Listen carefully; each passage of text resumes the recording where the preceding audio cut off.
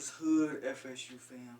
Before we hop into the main reason why you're here, the actual video, I got some news I want to break. It's not breaking news. It's a couple of days old. Thought I'd get it out there and give my opinion on it. But Deontay Williams, FSU legacy, son of former Seminole Alfonso Williams, has transferred from Baylor after being medically disqualified from Baylor. He has transferred from Baylor to Florida State. 6'2", 235.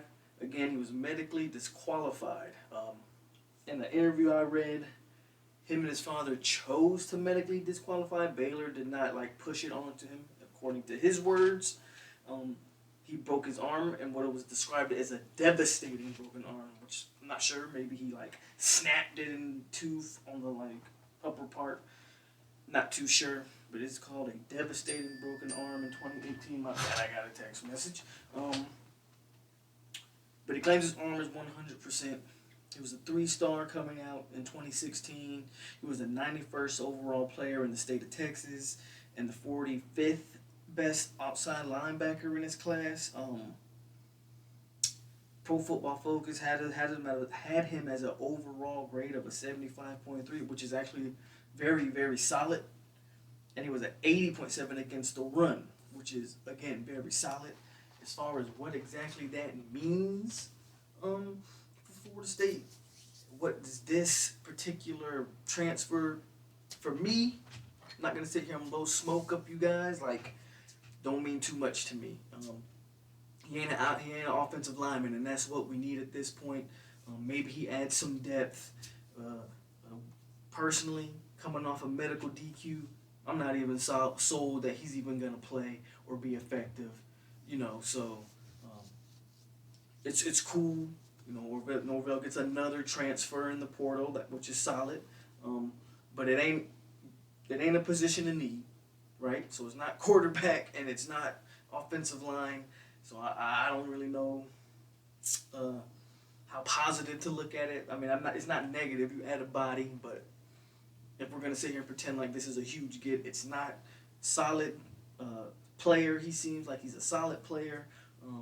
Coming from the Big 12, I'm gonna be honest with you, that conference is not known for defense whatsoever. So coming from the Big 12 and coming over to the ACC, he might have graded high over there. We'll see. We'll see going forward. He adds some depth to the linebacker rotation, but it's nothing that I would call a home run, transfer or anything like that. Get us some offensive linemen in this program, and then I'll start talking about some home run transfer portal news. But this is some stuff I just wanted to not break, but get it out there. And me, stuff drops, I give my opinion on it. So that's what I'm here to do. Now, y'all ready for the all-time defensive Noles depth chart, 3D depth chart, man. I got my tongue twisted, but we about to hop in that with me and my boy Terrance coming up right now.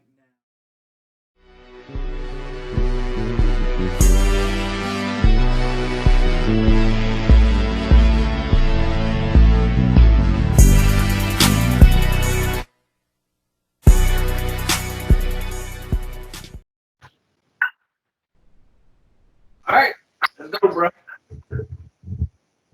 What's going on? We back at it, and we about to crack. We about to break down the 3D defense. This was hard. This was hard. I think every position was hard. Yeah, and I think I might get some pushback on mine, but I'm okay Me with too. that. Me too. It was hard. It was hard. Um, yeah, this gonna be a good. This gonna be a good one. So I'll start off first with defensive. Are we gonna start from the outside in on line? Want to go Let's start inside with out or outside in? Don't matter to me. inside out. Let's inside Okay, out. let's start with defensive tackle now. So defensive tackle is pretty difficult. I mean, it's a lot of guys, that contributed to national titles and made us just pretty much just made our defensive lines dominant because of what they did on the inside as far as eating up. So the numbers weren't always there for some of them. Right. You know, and I'm gonna name. It's a ton of people who are honorable mention. Tim Jernigan is one that was definitely honorable mention for me. I can't even name them all. I'm not gonna do that, like, because that would just be too much. But So number 3 for me. I'm gonna just say it before you continue. For this list, I'm okay with the honorable mentions because some of these people's names got to be mentioned. So I got a few. I'll let you handle something because to me it was just, and we'll double back to our mentions after we say the position after we get our top 3 out. All right, so yeah, go ahead and continue. So number 3 for me was DeMarcus Walker. Probably one of the hardest souls of a couple of teams we had going in that period of time. He was just in the fact that he was able to move across the defensive line and play pretty much any position we needed him to at any time.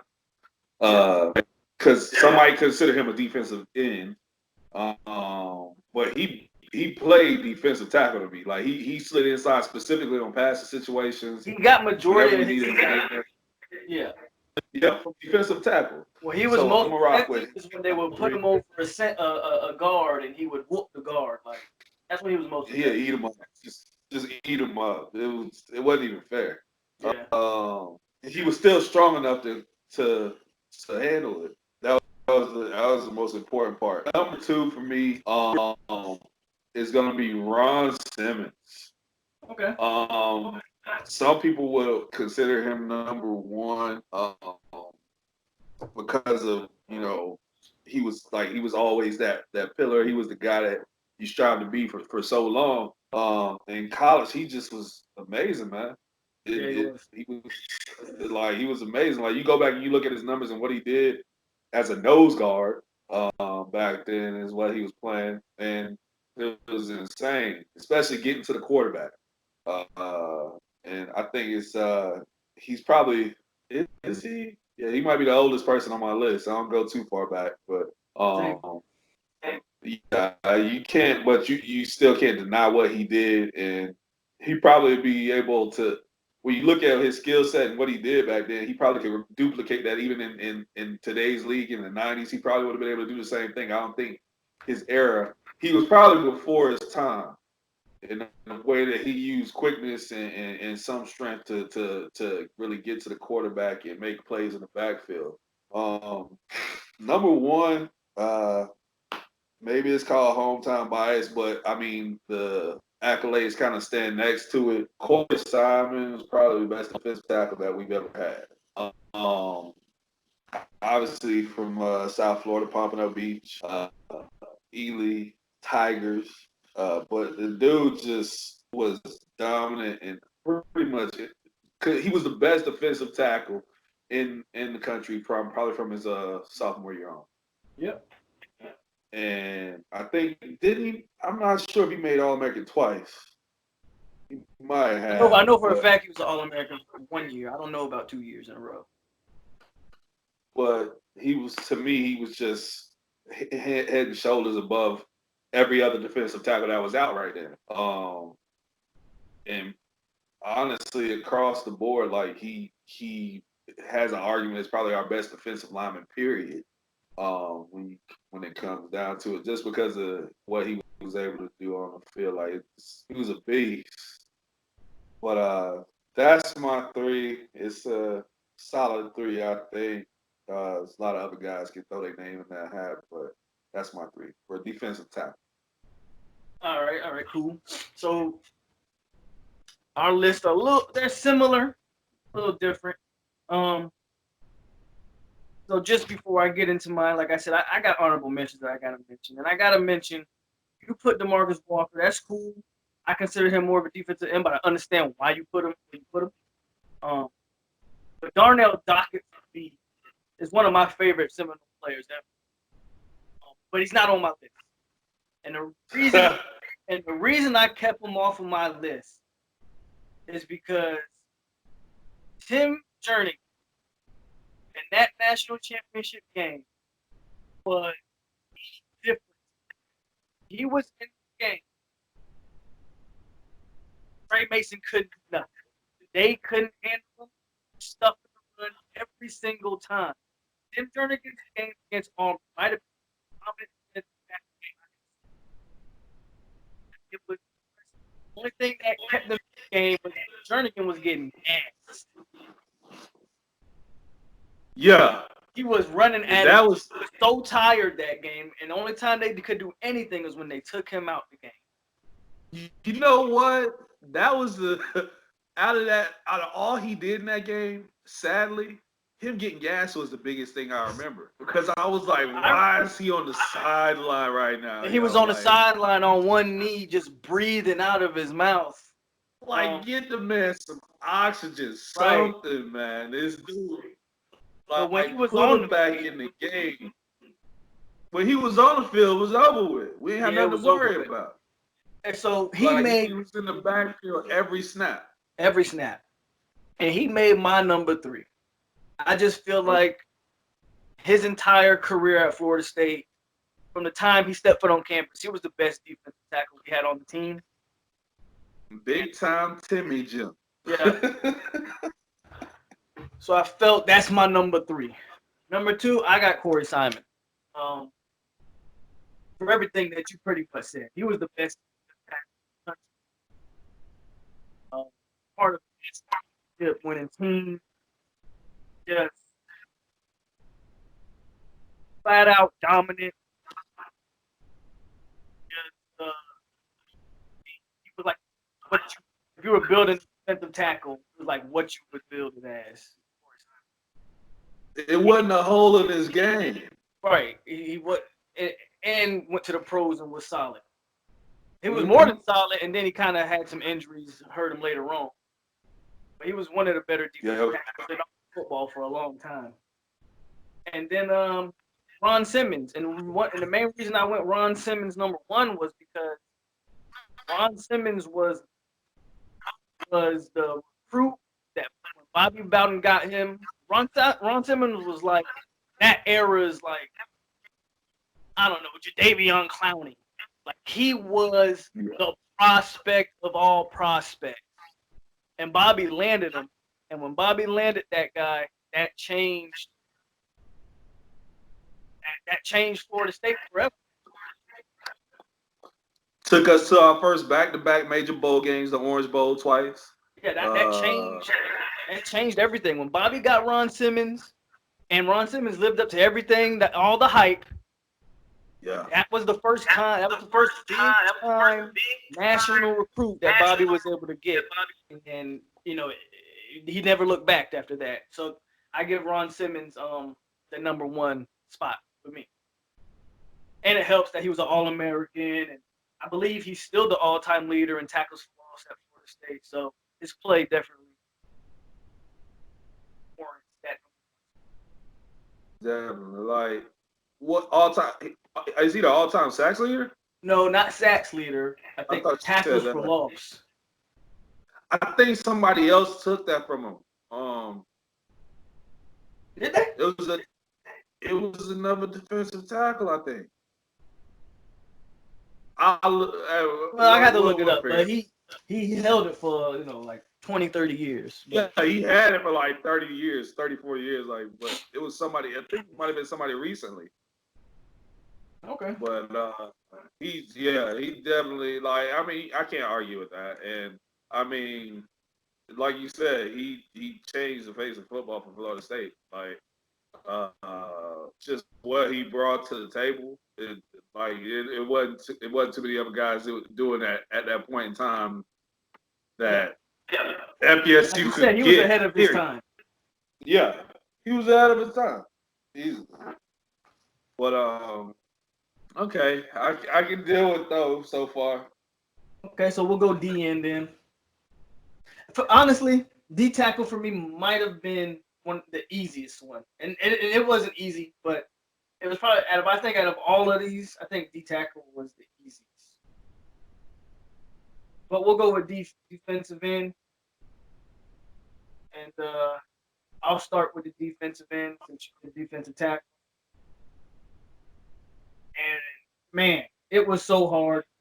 Like I literally have a list of names that I would put in, I put in, then I take back out. I'm talking about guys like Everett Brown, guys like Jamal Reynolds, Andre Wadsworth, DeMarcus Walker, Tank Carradine, Bjorn Warner, Brandon Jenkins, Brian Burns. Like, oh my, I couldn't. It took me so long to decide where I was going. Eventually, I narrowed it down. Number 3 guy, Andre Wadsworth. Number 3? Number 3. For me, he's number 3. He had that great 16 sacks. I believe that was his senior year. Andre played defensive tackle until they moved him to defensive end, where he really burst on. That's really where he. I thought about putting him at defensive tackle to try and cheat, but I didn't want to move any of the guys we had. So, I hear you. That's why I put him at number 3, because he had just that one great, amazing season. And he was very good as a defensive tackle. Don't get me wrong, but it's that defensive He's end just putting up numbers. Right, but it's where at defensive end he just burst on the scene and was incredible. That's how he got to be the best defensive lineman in the country and went top. He was number 1 prospect when he was drafted. He was viewed as the number 1 overall prospect. I forget who went before him, but he went to the Cardinals at number 3. Yep. But I'm assuming probably some quarterbacks went before him or something, or maybe somebody just have a need. But he was considered the top prospect out of that draft.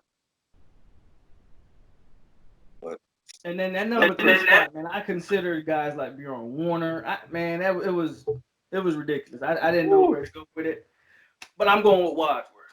And then number 2, I went Peter Bowl. Man finished his career with 34 sacks and had 19 in one season. Bower was dominant, and he was crazy, yeah. And he went to the Ravens and was a beast. Like, Bower was the man. I think he was the most underrated player on the Ravens. Right. Yeah. I don't think he got enough credit for how good they were. I agree. And honestly, there's a good argument to be made for him to be number 1. Only reason why I didn't put him number 1, I had to give him number 1 spot all-time sack leader. That's Renard Wilson. 35 and a half sacks. And really every year, Bower, he had the one season of 19 sacks that came out of him. Wadsworth had 16 sacks that came out of him. Renard Wilson was putting up double-digit sacks. Probably the most consistent. He might not be as explosive as a Peter Bowl, but just consistently great is why I put Renard Wilson at number 1. And but it was tough because a guy like Brian Burns finished 24 sacks, even though he never had really that one. He only had really 2 years. Did he only start 2 years? No, he started. Well, I think he only started 2, but he had 9 sacks as a freshman. Yeah, had a mediocre sophomore season with 4 sacks, and then came back in his junior year and had 10 sacks. Bjorn Warner finished with 23 and a half sacks. About 16, 17 of those was in one season. Bjorn. I remember that Reynolds finished with 23 and a half. There was just so many guys really to pick from. Everett Brown finishes with 23 sacks. It had a season where he had 13 sacks in one season. So, who was that? Brandon Jenkins was opposite Bjorn Warner, right? No, Tank was opposite of Bjorn Warner. Brandon got hurt. Brandon had one season. Oh yeah, Brandon was supposed to sacks. And then the next season he broke a foot or something. And I think that's what made Tank start. Tank Carradine had 11 sacks the same season that Bjorn Warner. They were the 2 best defensive ends in college football. And everybody thought it was going to be Brandon Jenkins leading that charge with that. And it ended up Bjorn just started eating I don't know. When they was getting them sacks, I was like, this dude's eating. I remember being on Facebook Like every time he got a sack, I had this whole like tagline: Bjorn Warner is a sack master. Bjorn Wasn't like white chocolate or some shit you would put? So yeah, whole list of things. You would put like white chocolate or German chocolate or something like German that. chocolate, yeah, that's what it was. I remember that. Man, dude was eating like heavy, like It was crazy. But that list was It crazy. didn't matter who he was playing either. Yeah, Bjorn was nasty. Like I couldn't. It probably took me like an hour and 30 minutes to really get my defense in. I couldn't figure out go with it. I actually had him. Yeah, he was on the outside looking in for me, like as well. But did you already say he did your top three? Yeah, John so Warner was my number 4. If I know I hate to say he was. I had to push him back out, and our lists are gonna differ here. Because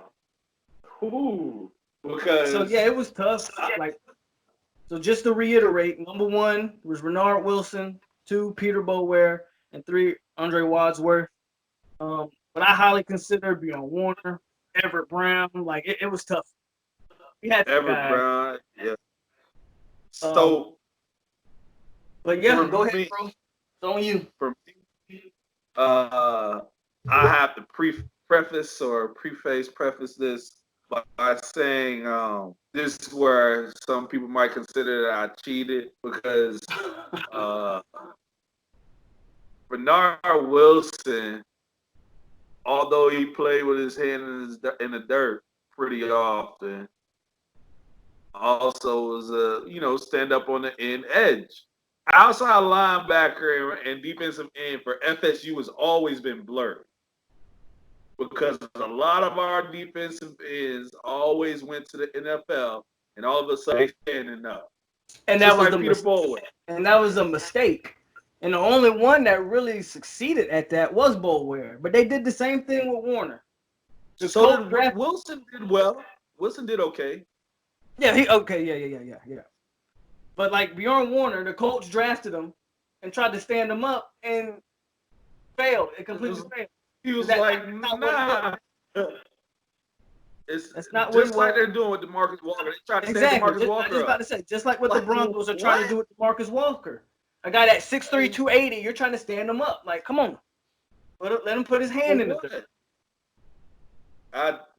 So I get the idea of doing that with a guy like Brian Burns. I get it. He's athletic enough to make the transition. You know what I mean?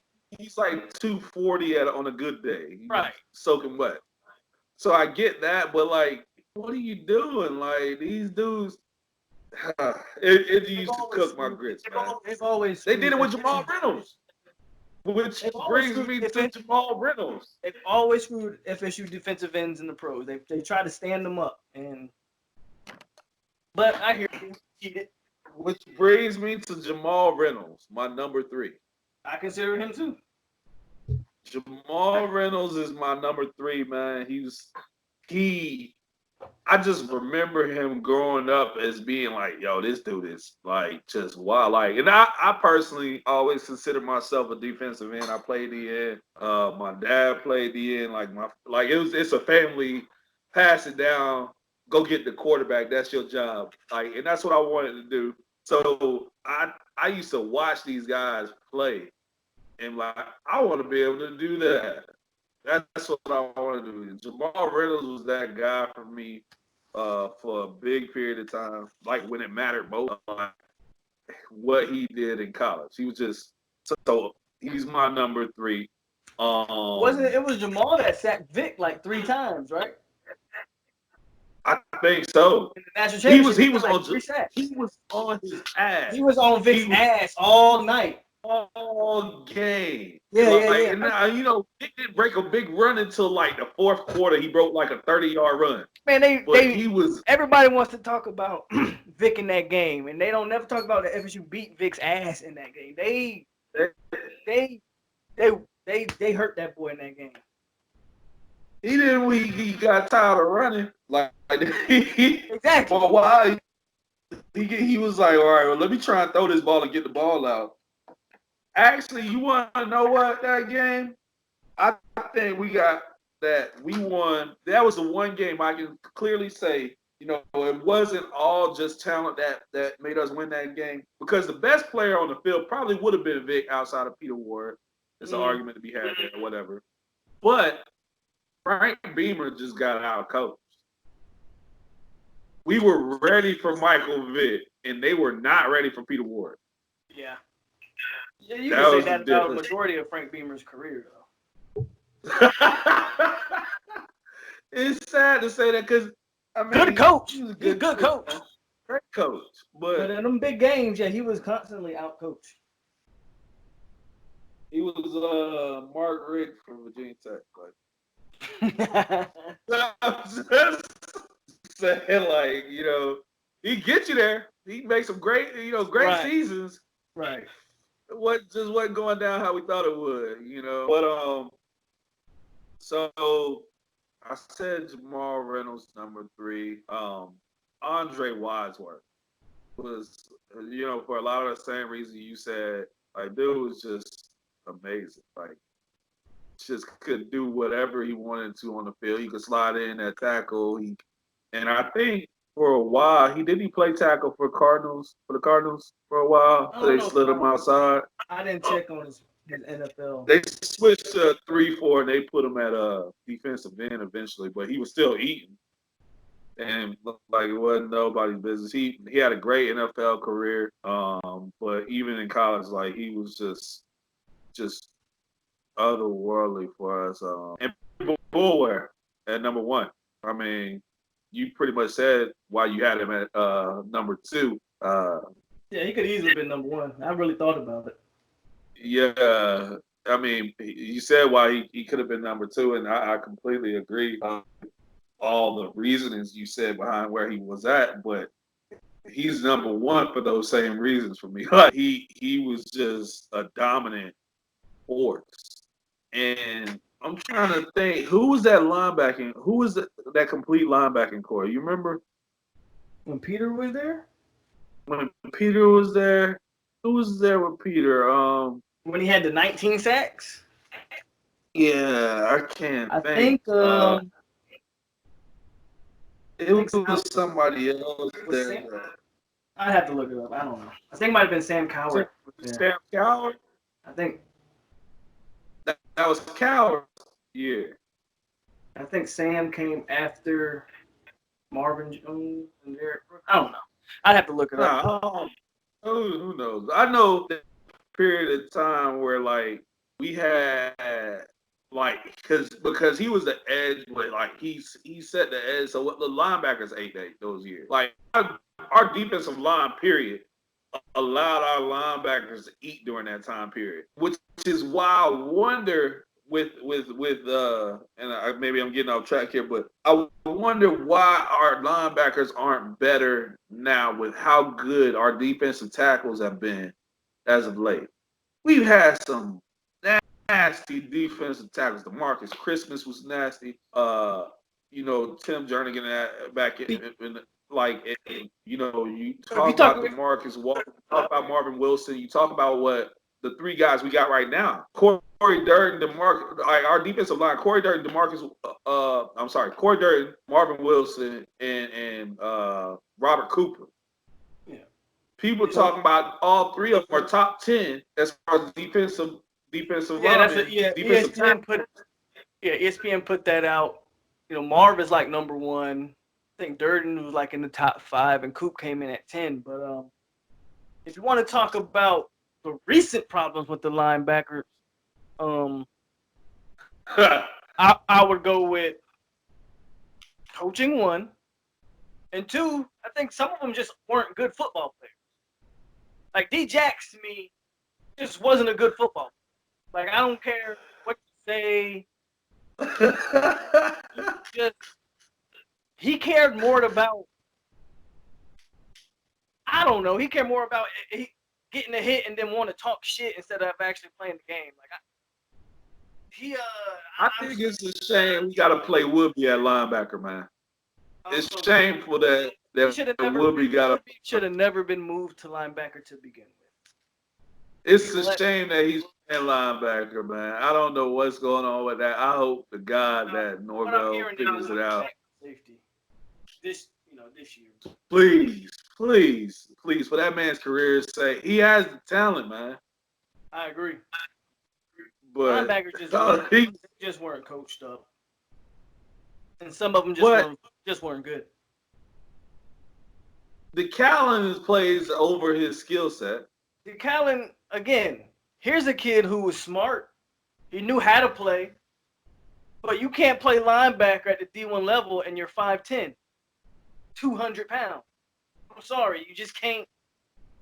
No, you can't do it. Callan just wasn't physically. Shouldn't never been in there.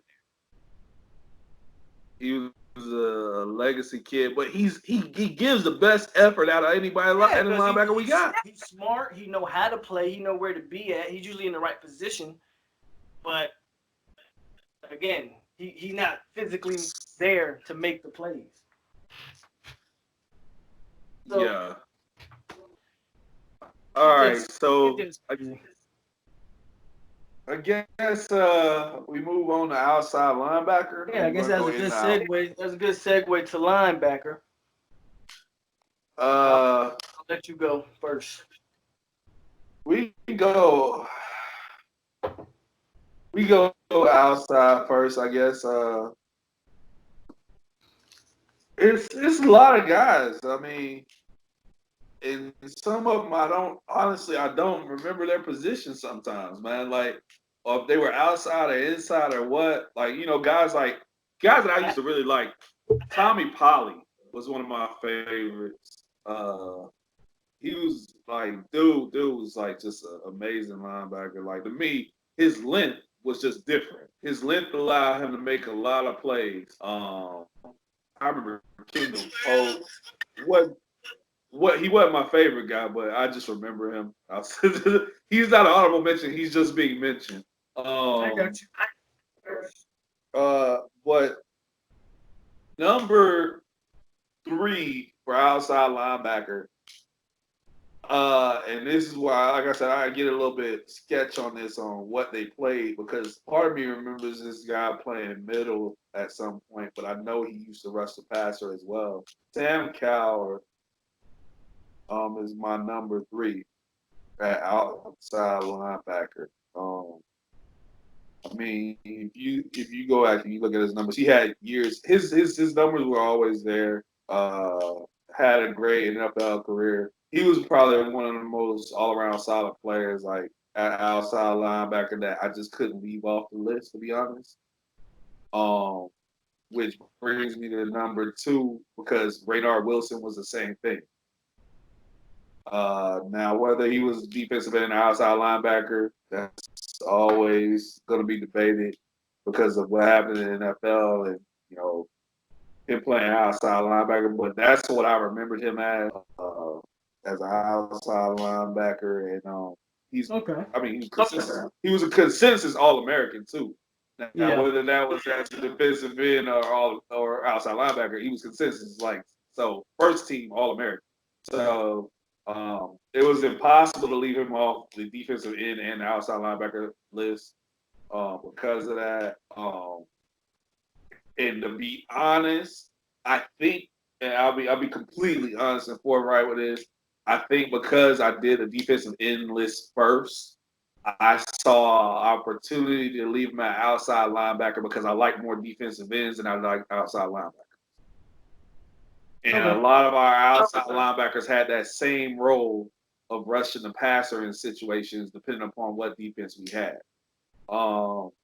So, Sam Cowher, then Raynard at number 2, and this is the easiest, probably one of the easiest decisions on the entire list was Derek Brooks at number 1.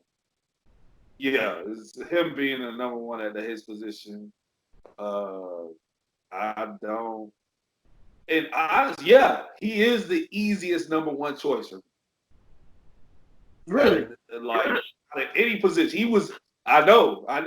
Yeah, I know. We got some guys left, but he was the easiest number 1 at his position. I think there was a gap in total career that was beyond some of the other gaps for me. I get what you're saying. Just in college and what he meant to those teams that he played for in college. Everybody remember him for we got the little midriff, whatever the fuck you want to call it. Shit, returning the interception and all that. Like number 10, like it's one of those things. Like he's just iconic. To me, and I guess it's more because I'm a big guy, and I consider linebackers, defensive linemen, like those my people. Like that's what we do to the game. Like, and that's why Derrick Brooks was like easily my number one outside linebacker. Yeah. Okay, I'm not mad at it. I didn't expect to see Reynard there, but who'd you have? I couldn't leave. You meant his consistency, like you said. I couldn't leave him off both. You had Sam Coward, Reynard, and Derrick Brooks, right? Yep. Okay, that makes sense. Okay, so I had Derrick Brooks number one, so we ain't gonna spend too much time on Derrick Brooks. Just leave that alone. Yeah, we know who and what he was and who he still is to this day. Not gonna waste too much time on Derrick Brooks. That number 2, I had Ernie Smith. Ernie didn't have the NFL career in college. That's a consensus All-American. Even to this day, I think he's still the highest rated they've ever signed. Yes. Wasn't he like the number 1 player in the country? I mean, he was everything. He was hyped up to be everything. And in college, he was Marvin Wilson close on that? I have to look it up. Marvin, I think Cam Akers is actually rated higher than Marvin Wilson. Okay. I know Ernie Sims is like one of the all-time high school football recruits ever, and yeah, he was like ridiculously rated. And he was good. He was really good at Florida State as well. Again, All-American. I think he went in the first round. Went to Detroit, right? I think he went to Detroit. Yeah, I think Detroit drafted him in the first round. And Ernie Sims was that's another one of my favorite Noles.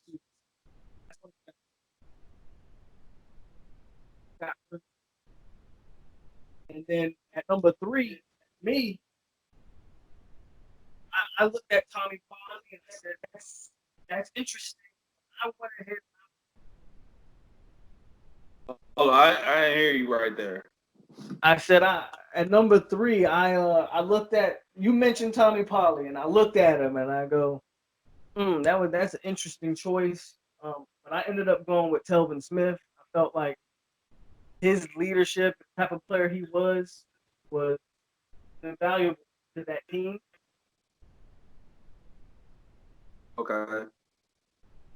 So, question. Yep. There's something. This is where, remember, I told you it gets sketchy for me. You're calling Ernie Sims and Telvin Smith outside linebacker. Yep. Who were the middle linebackers in your eyes in those years then? For Ernie, I'd have to go back. You're naming guys who called the play. For these Ernie, I'd have to go back and look at the roster for Ernie. He was with Bullware. Ernie was with Bullware. But Michael Bullware, wasn't he? No, I think Ernie was after Michael Bullware. Michael Bullware. I think Michael Bullware played alongside Kendall Pope. They were all like that's the lost years. I know we all get lost in that. Like those are years Chris Riggs fucked up for us. But I swore he played with Bullware too. I don't know. I don't think he did. Man, I think Ernie might have played alongside Buster Davis. True. And Buster Davis was the inside, if I'm not mistaken. That would make sense. As far as Telvin goes, I'm trying to think of who was on that.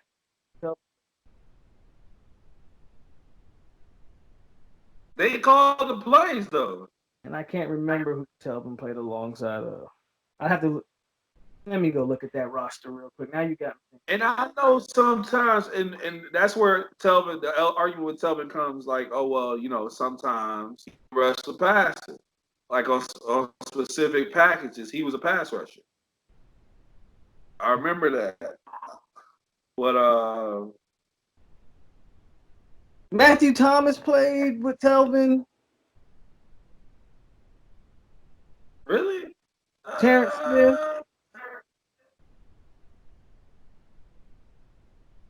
Who? Terrance Smith, those guys. But Telvin was calling the plays.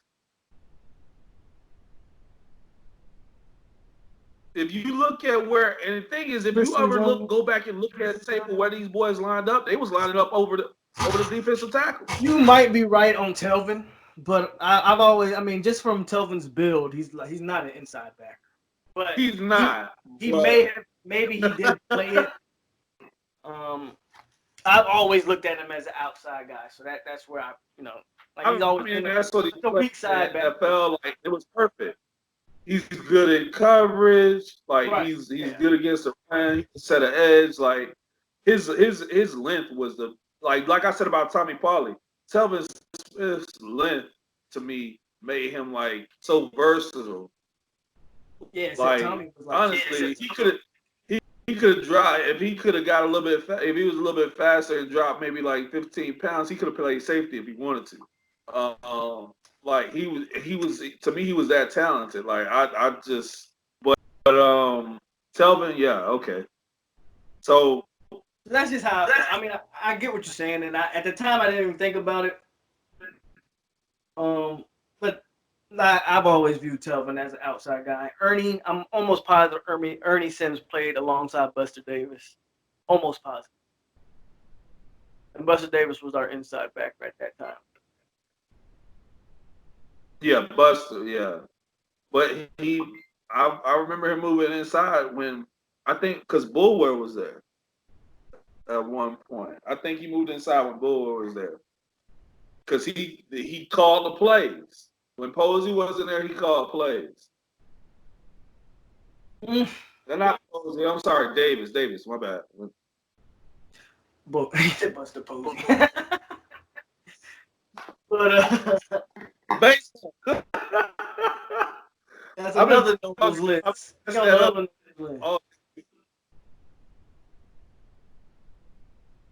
But I'm gonna let you go with the inside backers. Now you got me thinking about my linebackers. Like, dang. Well, it was tough. No, you go ahead. You got the inside now. You just got the inside. Yeah.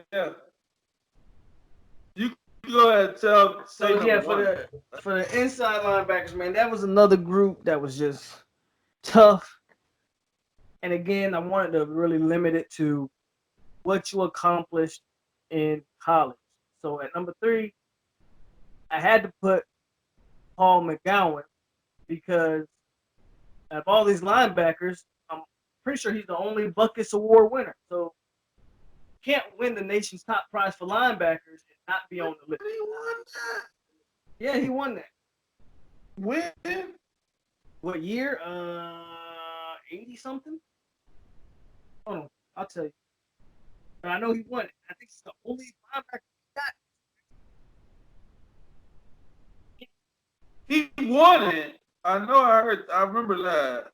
You can't win the best linebacker in the country award. Yep, he was the only Buckus Award winner.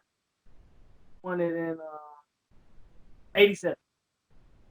Okay. Yeah, he did. So you can't be the Buckus Award winner and not be as one of FSU's best linebackers. So I had to go Paul McGowan.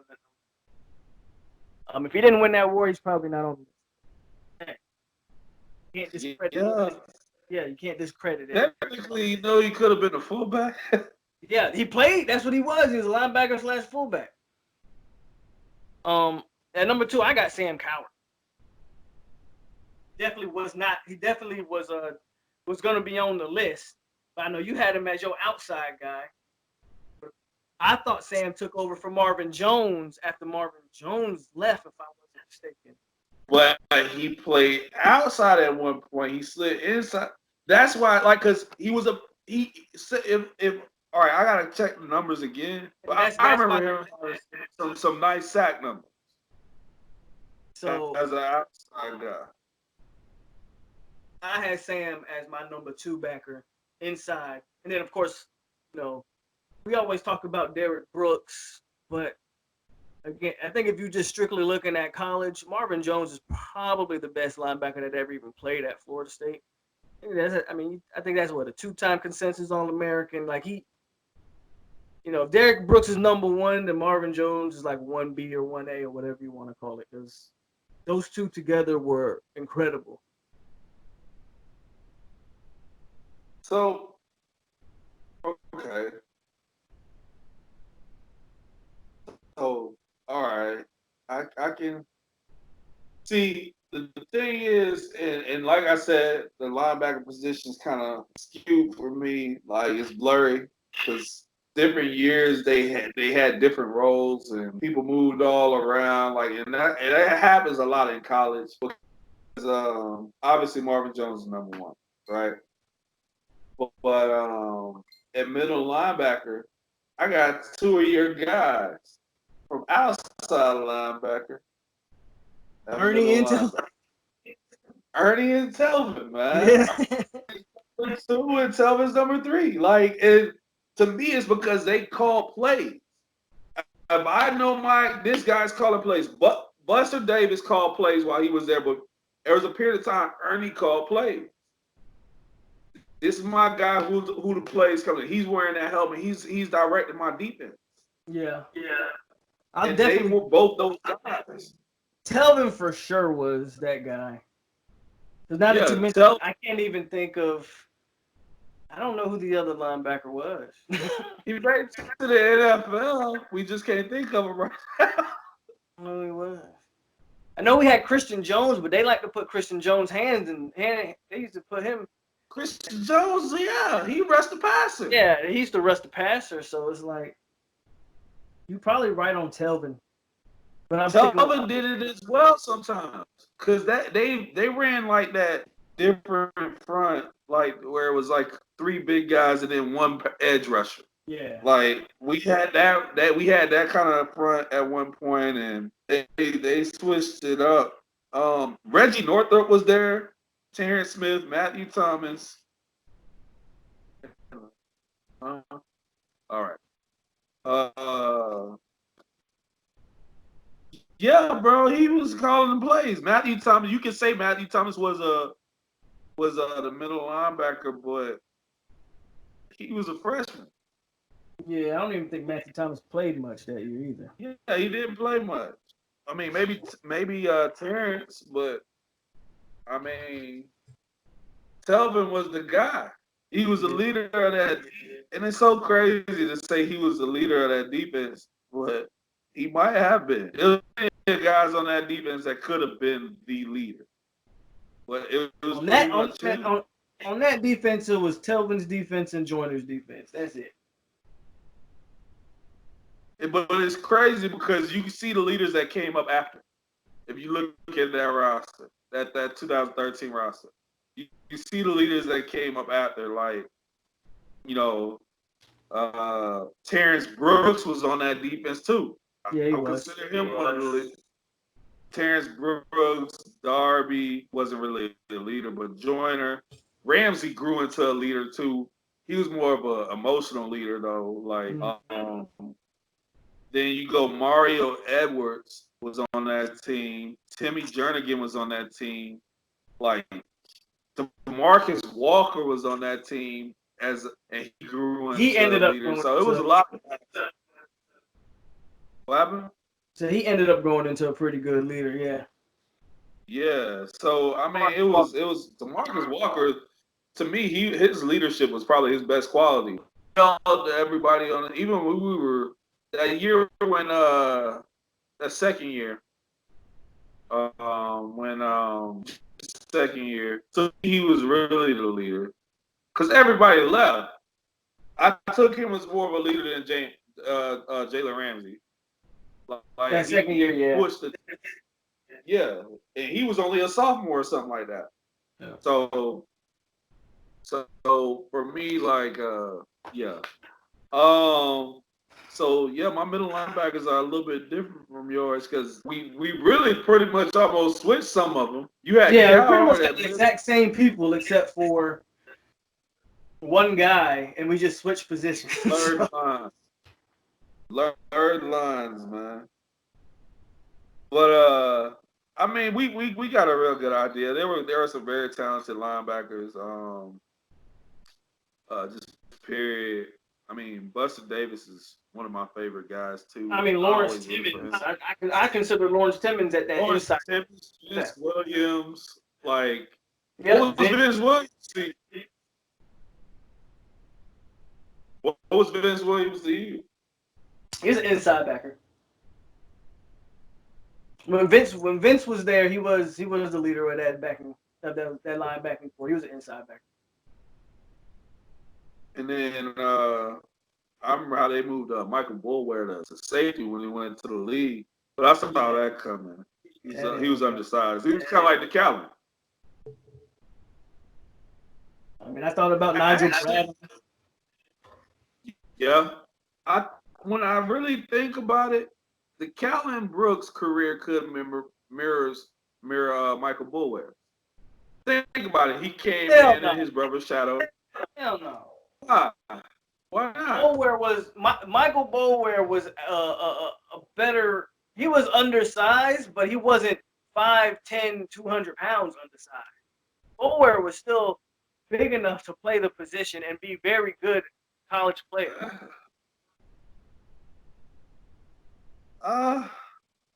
Okay. Callum Brooks. I mean, I hate to say it like this. Callum Brooks is not a D1. He's not a D1 talent. He's not a D1 talent. That's just the honest to God truth. He's not a D1 talent. He's not a top tier D1 talent. Look, if the Callum Brooks is starting for you, he can't go play in Suncoast or sure, okay, yeah. He can go play at Western Kentucky, I guess, yeah, or he can go play at FIU. He can go play at any other Florida school. I think he's fine. He go to UCF, USF, FAU, FIU. He's not an FSU type talent. Is what you can get away with for me. I think his effort and his knowledge of the game gives him a boost. And maybe that's because of who his dad is, but it gives him that edge to me that puts him in that division of players. There's some guys out there that's terrible, man. Right, I'm not saying that he's terrible. He's just vastly undersized, but we'll have to agree to disagree on Mr. Caleb Brooks. All right. So next we go to corner. Whatever. Well, let's finish with corners. Let's go to safety. Safeties? Yeah. Woo! Yeah, it's hard. See, safety was actually the hardest list for me. Yeah, it was the hardest one for me too. By far. It's so hard, I still don't know the three I'm going to say. I got to hear what you're going to say, because I still don't know the three I'm going to say yet. I got a bunch of, I got like 8 of them written right here, and I still don't know what three I'm going to pick. I have an idea of where I'm going to go. These 3 safeties, to me, are not only here because of, what they did on the field, but to me, they define FSU football. Okay. For me, they define what FSU football is and how we play the game, and just their leaders for one. They were gifted athletes. They had great college careers and had very good NFL to great, very good to great NFL years as well. And number 3 for me is Derwin James. Okay. Um, what he did in college, like he was one of the most feared guys back there. Period. Like he could do anything we needed him to do. He was versatile. He could stop the run. He could set the edge. He could cover. All that. That was his that the thing everybody wanted to say. Oh, can he really cover? What's his position? When he was coming out, what's his position? They tried to put him in what's that kid's name? The kid from Michigan. Not Julius. Jabril Peppers. They tried to say him and Jabril were the same guy. He's obviously far better. He's 10 times the player Jabril Peppers ever. Far better than Jabril Peppers. Jabril Peppers is a great player. He's Don't solid. get me wrong. Yeah. He's a really good player. He can fit certain roles. He's a good player. Derwin James has an opportunity to be recognized as one of the better safeties to ever play the game in the NFL. So I don't disagree. And he's, huh? I said I don't disagree. And he's number 3.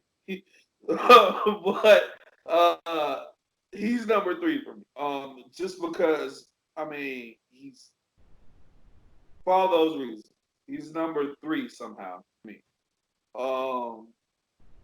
Number 2 is a guy who I list as a safety. He played everything for us.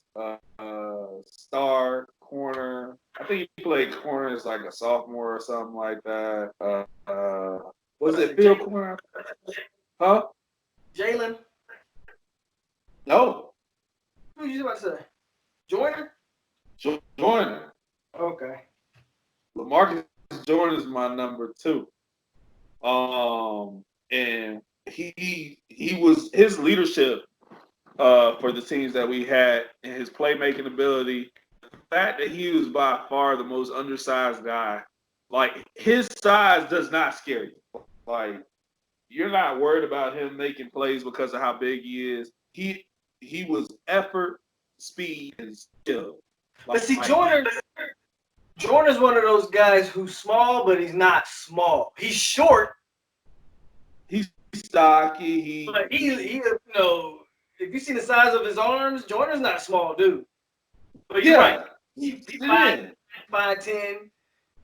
but probably good 215 or something like that. So he's not really that small. But I get what you're saying. I'm trying to think of the safety that came out around the same time as him, and like they were shunning Joyner because he wasn't physically as gifted as that guy. Like he wasn't the same size, and they were talking about how he couldn't shed blockers.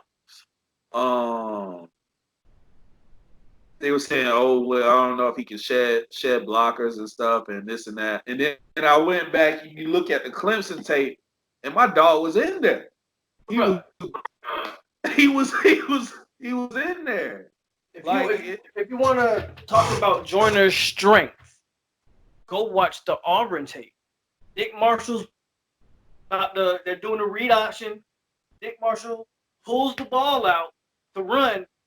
Joyner's going one way, grabs Nick Marshall with one arm while he's going the opposite way and pulls him back. So if Joyner don't make that tackle, Nick Marshall's out of there. There's no one on the edge. Joyner pulls him with one arm. Like Joyner was a strong little something. He was not. He could shed blocks. Look what he's doing right now in the NFL. He out there balling, and that's my thing. One of the better players at his position right now. So I don't know. There's always been a little bit of FSU bias. I mean no disrespect to this guy. I remember who they talking about. I compare him to Ron Matthew, and I got laughed at. I said he's the same guy. He's the same guy as Terrance Matthew. They are. They playmakers. They get in there. They hit. They got strength. They're undersized and they make plays. You can't deny what these guys are doing on the field. And I never said, oh, he's just outright better than Terrance Matthew. But he does these things at that same level. Terrance Matthew just had a catchy name, and they tried to pass this. The Honey Badger. He had the catchy. Yeah, he had the catchy nickname. Yeah. And he had the hype because he returned punts too, which Jordan did at one point in his career, very briefly. But he wasn't. He meant too much to the defense. He really meant way too much to the defense. And Jordan was just by far like one of my favorites. He's my favorite safety all time, or star or whatever you want to call him. He by far my favorite player on the back end because like just he was just nasty. He had a mean streak, is like how they call the offensive line. He had that mean streak. Yeah. And he get in there, he'll mix it up. He didn't care who was there. He had a mean streak. So he's on number 2. Number 1's Leroy Butler. Okay. Real simple for me. I mean, he I think as a safety, I feel like he was the number 1. Like he was that first great safety for us, and had a great NFL career. Won a Super Bowl with the Packers, I believe. Helped us. Was that did he help win that national championship? Yeah. No? Yeah, Leroy was on the '93 team, I believe. Yeah, he was on the '93 team. You know, did all that. I can't remember either. I can't remember, but I know what he meant to FSU football as far as back then. Like, and as a safety, like I always like, that's the dude. Honestly, as a kid, now I don't want to be held responsible for my opinions as a kid. I like Deion Sanders, but I prefer Leroy Butler over Deion Sanders. Like it's just and that probably hey, I was a kid, leave me alone. But he was physical. He was good in coverage, and he made plays. I guess another bias was he ended up being the AD. I think at one point, right after I left, he was the AD at the school I went to. No, Leroy Butler didn't win the national championship. He did. He was gone before then, right? Yeah, he played with Deion. They didn't win it. Yeah, that's what I was thinking. I was like, he wasn't there. Like I said it. And I was like, shit, I don't think that's right, but okay. But yeah, like to me, he was just that guy. Like he was good at coverage, good against the run, and even in the NFL, I think he's an underrated line safety. Like as far as what he did overall to the game. To me, he's comparable in what he was able to do to a Ronnie Lott type, like the prototype of what Troy Polamalu ended up becoming, as far as a physical safety who could also cover, and that's what you wanted out of that. Like in the athleticism that he brought to the game, he was just that kind of guy. That's why he's the number 1 for me. It's debatable. All 3 of these guys meant so much to FSU football when they were there. I think what really put him over the top for me to gave him number 1 was the punt Ruski. One of the most memorable plays in our history. Like he was that guy. He got gas and got caught behind. Hey, I you ever want a picture of somebody that look like they running for their life? Hey, he was running for his life, man. But he got gas, he got caught. Still won on the field goal. But yeah. All right, that's what's up. See that listening to you helped me out a little bit. Cause I'm just gonna say, let me give you the names of these people that I had. I had Joyner, Pat Watson, Dexter Jackson, Derwin James, Myron Rowe, Derek Gibson, Corey Fuller, Leroy Butler. Like I had all these names.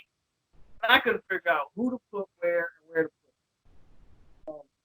But I had 2 lists written down that I was gonna go. And I'm glad you said Leroy Butler. I didn't know. I couldn't remember if Leroy played opposite Deanna. I think they moved Leroy around a little bit. And They moved him around, but I remember him as a safety. so I got Leroy Butler as my number one as well. As a matter of fact, I'll just stop all the suspense. I had two lists. One was Leroy Butler, Marcus Joyner, and Derwin James, exactly like yours. The other one I had was without Leroy Butler, and was Marcus Joyner was number one. Then I put Pat number two, and then Derwin James number three. Only because I wasn't sure if I was going to put Leroy Butler at the corner or a safety. Well, we'll go with safety. Hold on one second, sir. I might have an emergency. You say it's cops outside? Yeah, they blocked out like the street.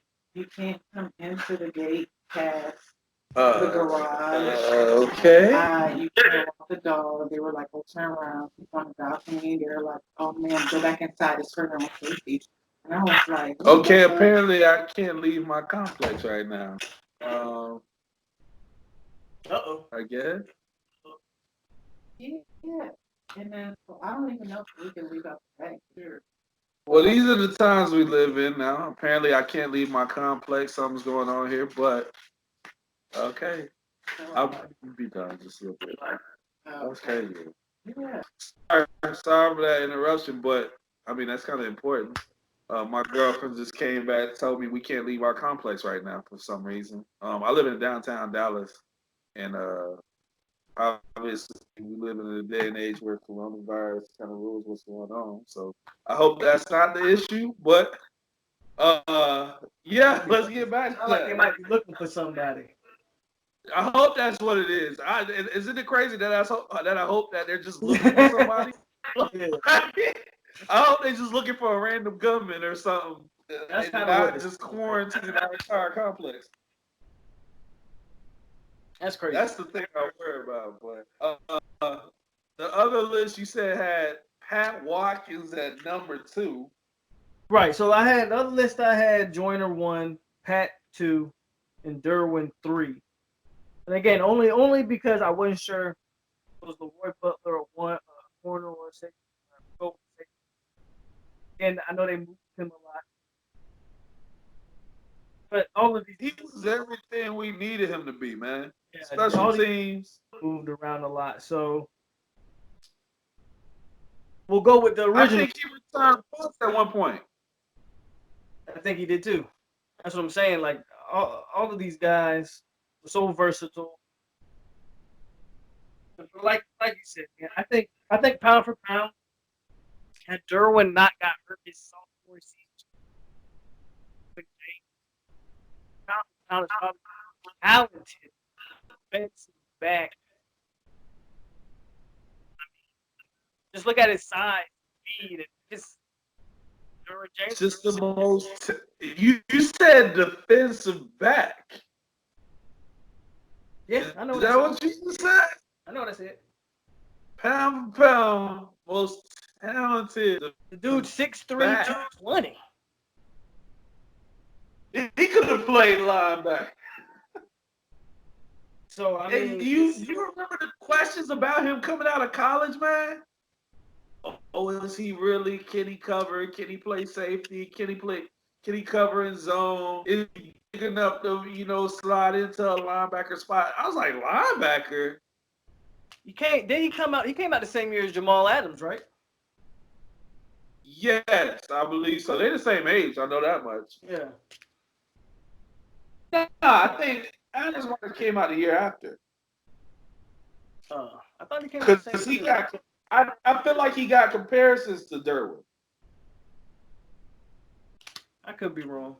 I thought they came out the same year, I feel but like he got comparisons to Derwin. Like, I feel like who would know the answer to this, Jerk? That blown. He would know the answer to that, but I feel like he got comparisons to Adam, but Derwin, Adam's got comparisons to Derwin, but or vice versa maybe. I don't know. but they were compared, but I don't think they were the same year. Okay. And honestly, they are similar players. Because for Derwin to fall as far as he didn't make any sense to me. Derwin went what? 10? 9? No, he went in like 14. He went like I think Derwin went in like the 20s, didn't he? Nah, really? Derwin James fell, and I don't know why. He did. He was falling. And it didn't make sense. It didn't make sense why he ended up falling. He got drafted 17. Pick 17. Like the Bucks needed all the safety help and DB help they could get, and they picked Vita Vea. James, like, it didn't make any sense. Hey, boy, people still sick about that, man. They should be. Minka Fitzpatrick went before him. Yeah, that's who it was that came out the same year as Derwin. Fitzpatrick. Everybody Minka, thought Fitzpatrick was, gonna be, and Fitzpatrick's he's a good player, but he's not Derwin James at all. Everybody thought Mika was gonna be the like the next Earl Thomas. Bro, and you want to know what? I can say this. There was some superbly gifted athletes that went before him. I'm going to name a few right quick. Saquon Barkley, gifted athlete. I get that. Like players I can justify going before him. Baker Mayfield because he's a quarterback only. Okay. Honestly, no. No, if I had to start a team with Baker Mayfield or Derwin, I would go Saquon went before him. Denzel Ward's been solid enough to justify it. Quentin Nelson, okay. Raquan Smith, okay.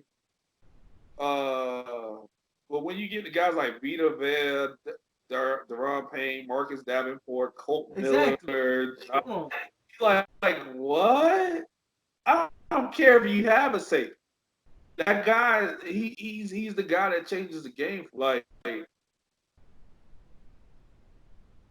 I'm looking at this list, I'm like, you gotta be fucking kidding.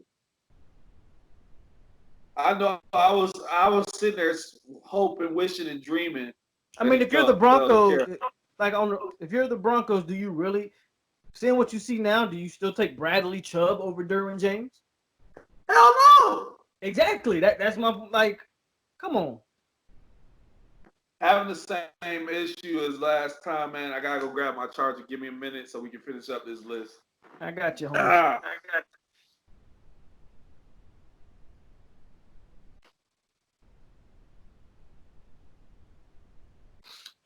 Man, if you like what you see, as always, man, hit that like, comment, subscribe, share it. All TimeNoles. One more category left.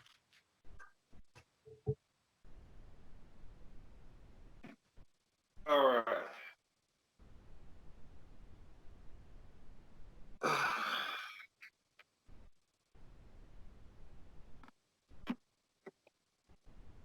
But yeah, Darwin to me like was just so.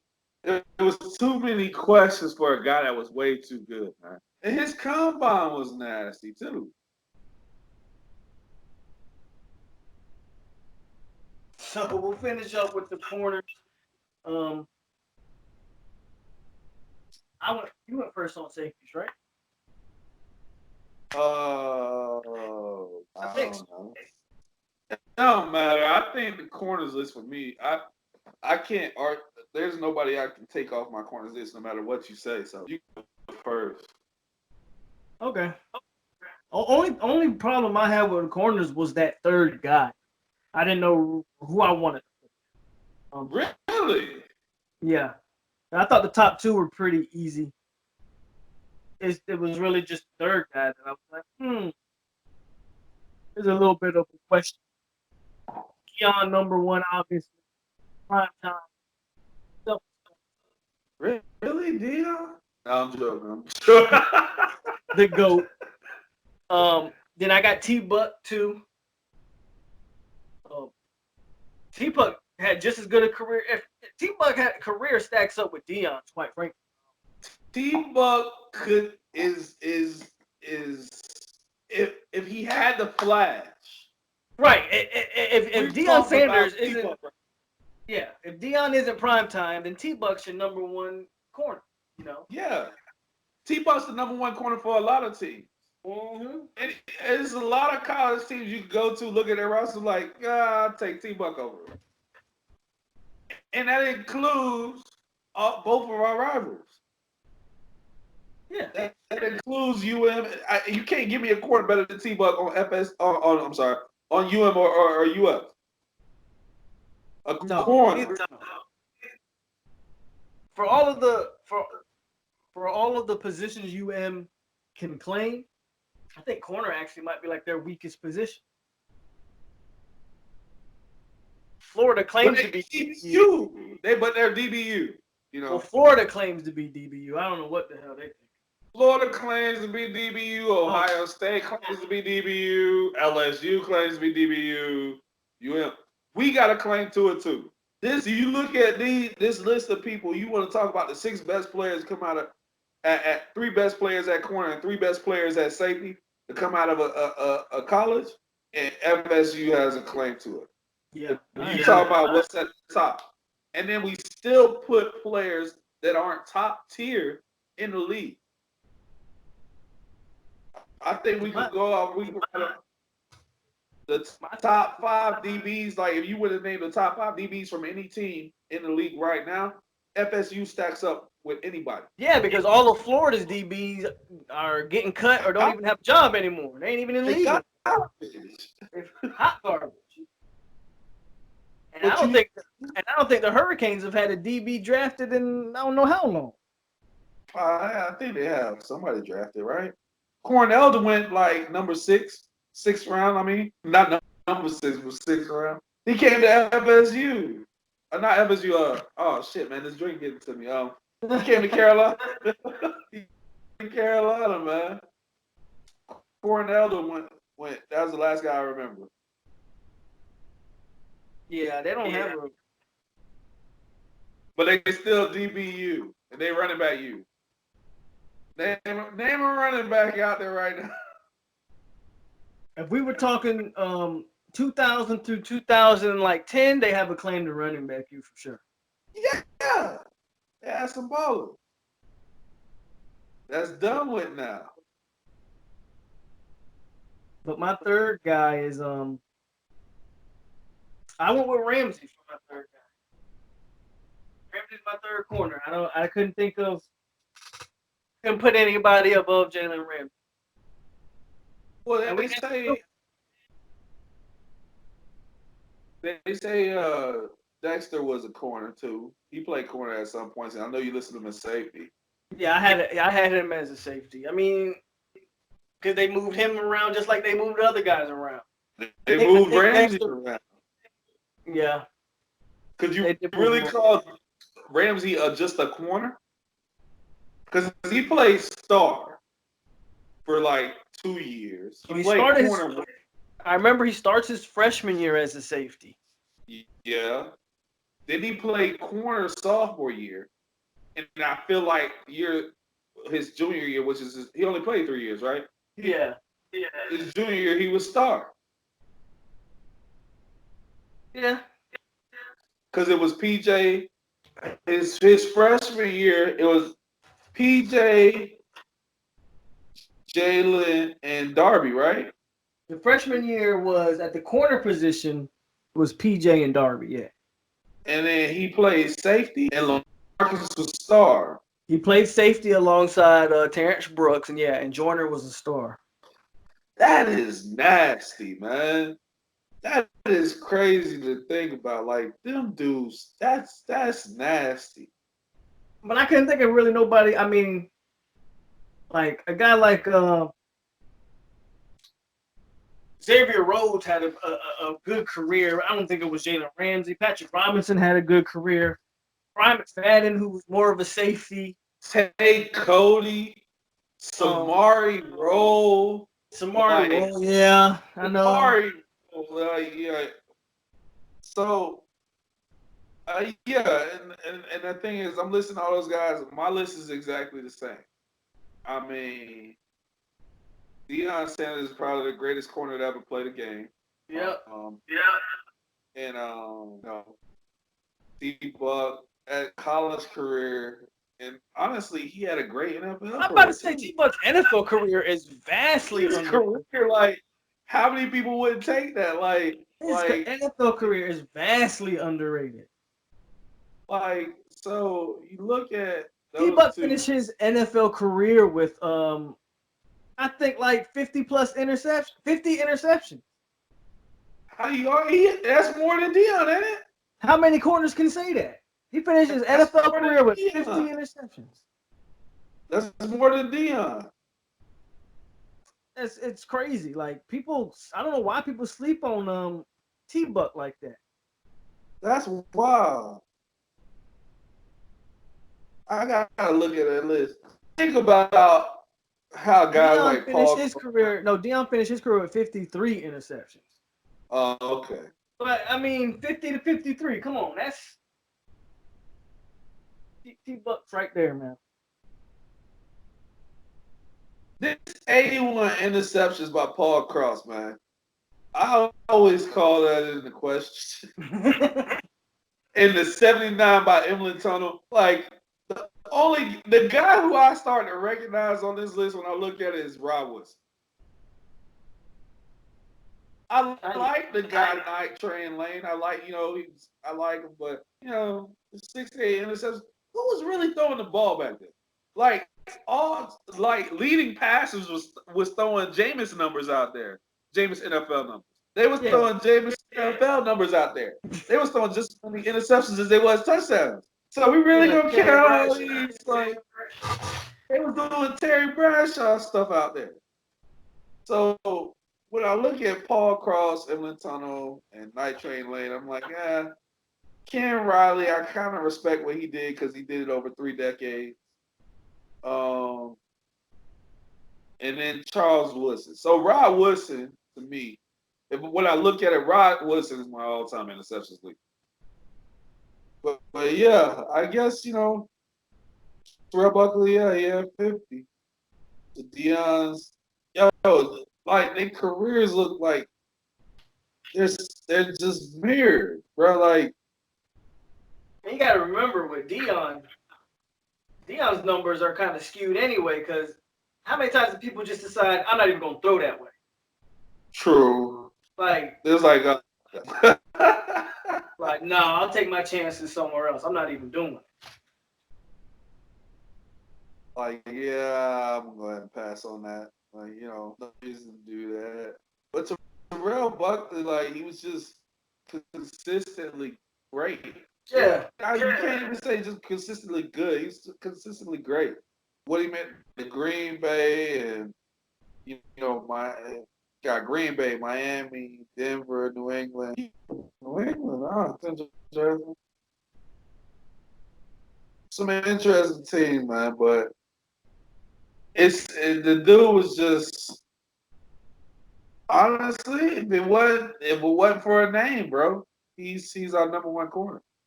Yeah, that's what I'm saying. One for prime time, that's your number one guy. I think he still holds. Doesn't T-Buck still have the single season record? I think he still has the single season record for interception. Florida State. It's like 12. Yeah. And you know what name we didn't mention, man, in all of this? It could have been so great. Antonio Cromartie. Can't put Cromartie on the list when you don't play. Yeah, when you don't even really play in college. But he was the guy. Like, I was like, this dude's gonna ball out. Like, he had his freshman year, and Antonio Cromartie came out, and he was I don't know. He was the first time. I think he was the first corner of his kind, like 6'2", like a huge corner.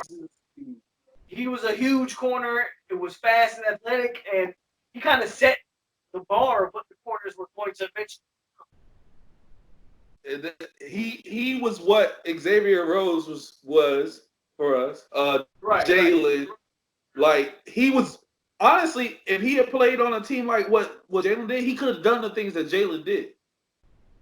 Yeah, He would have been Jalen. Like if he got the time to play, he would have been what Jalen was for us. for sure. He just got hurt and decided And to then go he pro. started having all the kids. He started in college, ain't it? He had Boy, about that 4 boy in got college. so many kids. Hey man, I think he got about 16 now, ain't it? Yeah, About, he in the team. ooh, He in the shit. team. Hey, how you? Hey, that boy pulled out of nothing in his life, boy. Whew. But I remember his junior year, he got hurt, and he was like, well, I'm gonna go pro. Yeah, he played the first 2 years, and then that was it. He got hurt his junior year. That's why he went pro. He didn't come back for a senior. He was like, fuck it, I'm good enough. Somebody go draft me. I mean, talent for talent, Cromartie's as good as anyone we've had too. One of the most gifted athletes we've ever had. Yeah. But we can say the same thing about Greg Reed. I looked at Greg Reed, but He didn't do enough. Like, I didn't consider him. I had a list of people before Greg Reed. Take Cody. he was more of a punt return. Yeah. I mean, we can throw in we can do it off the top of our head, the greatest punt returners we ever had. Dion, next. Peter. Next. Bro, do you remember Preston Parker? Woo! That boy was going to ball out for us, and he fucked it up.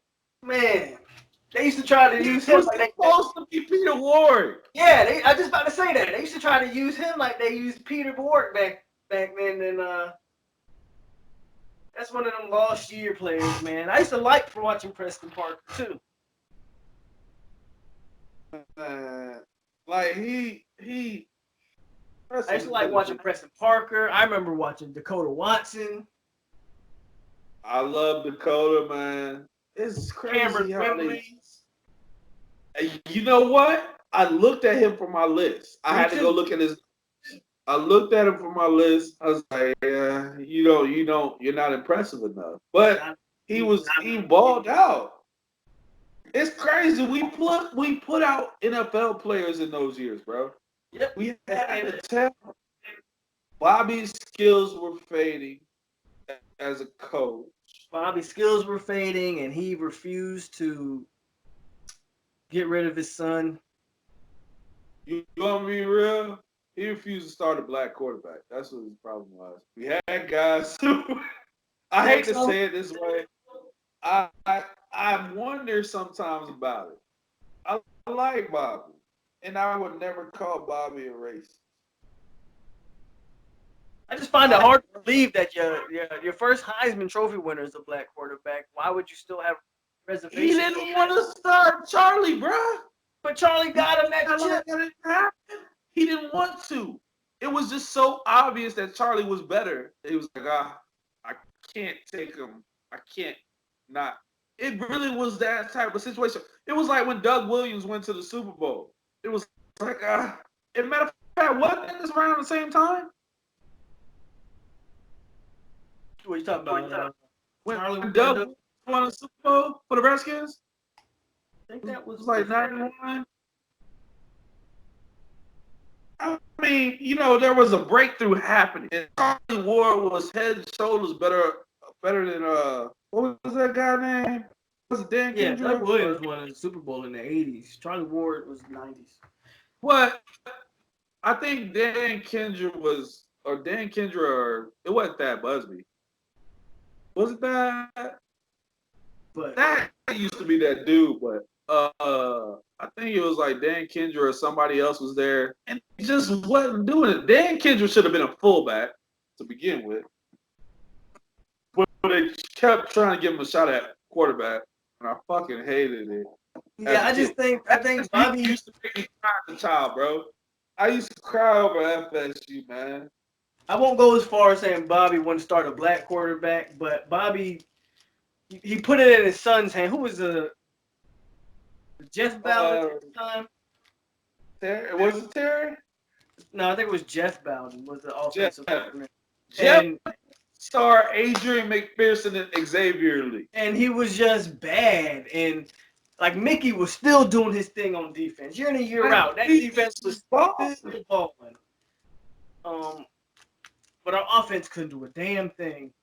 And that's what held us back. When you put a guy who's going to consistently turn the ball over and make bad decisions at quarterback, you're going to be stuck in that situation. Then he finally went and got Jimbo. And then the administration was like, yeah, Jimbo's the future, man. You got to go. It's like, hey, Bobby, why? Why? It's time for you to go. We'll name the field after you. That's cool? All right, cool. You got a statue. You got all that. I told you when I met Bobby Bowden, man. So I've had an opportunity to meet Bobby Bowden, and I had an opportunity to meet not a league course. So what's the other guys spit all the time? Notre Dame coach. Lou Holtz. Lou Holtz. So first person I met was out of the two of them was Lou Holtz, and we were sitting there, and I was working. I had an opportunity to work at a resort for Wyndham. What's the other name of it? Like I said, the alcohol might be getting to me. Work for Waldorf Astoria Resort. And Lou Holtz checking in, and we talking. It's late night, and I'm just swiping, getting his keys ready. He was like, "Oh, and you really wonder if like he really does spit when he talks. He does. He sound like you see the saliva accumulating on his bottom lip, like, and I'm like, but really nice guy, and he was like, "Oh yeah." He asked me if I played football at some point. Obviously, I'm a big dude. At the time I'm 6'3", 240. I ain't a little guy. He asked me if I played football. Oh, so it was one of those gas me up moments. It's like, I used to play, and he was like, "Oh, you play defensive end? What'd you play? Like, it was a play." Oh. Now this really gassing me up because now he calling out positions I like to play. It's like you should have played. You should have tried to play tight offense. I was like, oh, like man. So Bobby came and talked to me. He checked into the hotel a couple weeks later. I don't know what the reason was. 'Cause it wasn't even football season. He was in Boca, and he said similar. He said similar things. He was like. He asked me about football. He was like, "Well, what happened? Why didn't you play?" I was like, "I didn't get the same opportunity." I said to him. He was like, "That's," and he tried to call me out for it, and I always remember that. But at the same time, I have memories of specific players and coaches and whatever things that I dealt with in my life. But he called me out because I said I didn't get opportunities. What happened to me in high school and playing in college, all that doesn't matter. I wasn't good enough, period. We'll end it there. I wasn't good enough. But, like, you hear people talk in their tone sometimes, and it made me wonder, why would we even talk about this? You don't want to ask me about my size. Like, I didn't bring it up. I knew not to bring up stuff with people at work or whatever. He was like, "Oh, did you play football?" Like he asked me the same thing. Did you play football? I was like, "Yeah, it just didn't work out. I didn't get the same opportunity. I didn't get the chance to really do what I wanted to do." Why? I was like, "Oh, well, you got to make your own opportunities." I was like, "Okay, buddy. Like, let me just check you in." It wasn't a bad experience. Like it wasn't a bad experience, but it wasn't my best experience. Like when you meet somebody like that, and I mean, this has nothing to do with FSU football, but I got a chance. And I told you about this. I got a chance to meet Warren Moon when I was a kid. I was like 7 or 8, and Moon came out there, and I don't want anybody to think anything bad of Warren Moon. And I feel bad I'm going on record saying this because even though it really did happen, like Warren Moon came out to a camp in South Florida that Lorenzo Neal was not Lorenzo Neal. Shit, I'm tripping. Um, who was the fullback? I can't even think of his name. Lorenzo White for the Houston Oilers was out there. He had a camp, and he used to play running back. He was big running back. I don't know if you remember him. He's from South Florida. He had a camp down in South Florida in Miami. I went to the camp and younger kid. And Warren Moon was his teammate at the time. Warren Moon came through the camp and said he would show up and I remember hearing Warren Moon curse, talking about he didn't want to sign an autograph. And it broke my heart. Now, obviously, if somebody signs It's crazy, but it's crazy that you come to that camp and don't expect to do stuff like that. You should have just stayed home. And you know what? Like I sit back and I look back at it and I was like, well, maybe he had a bad day.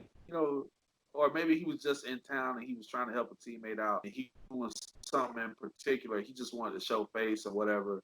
And he was like, he said, I don't want to do all that shit. Something along those lines.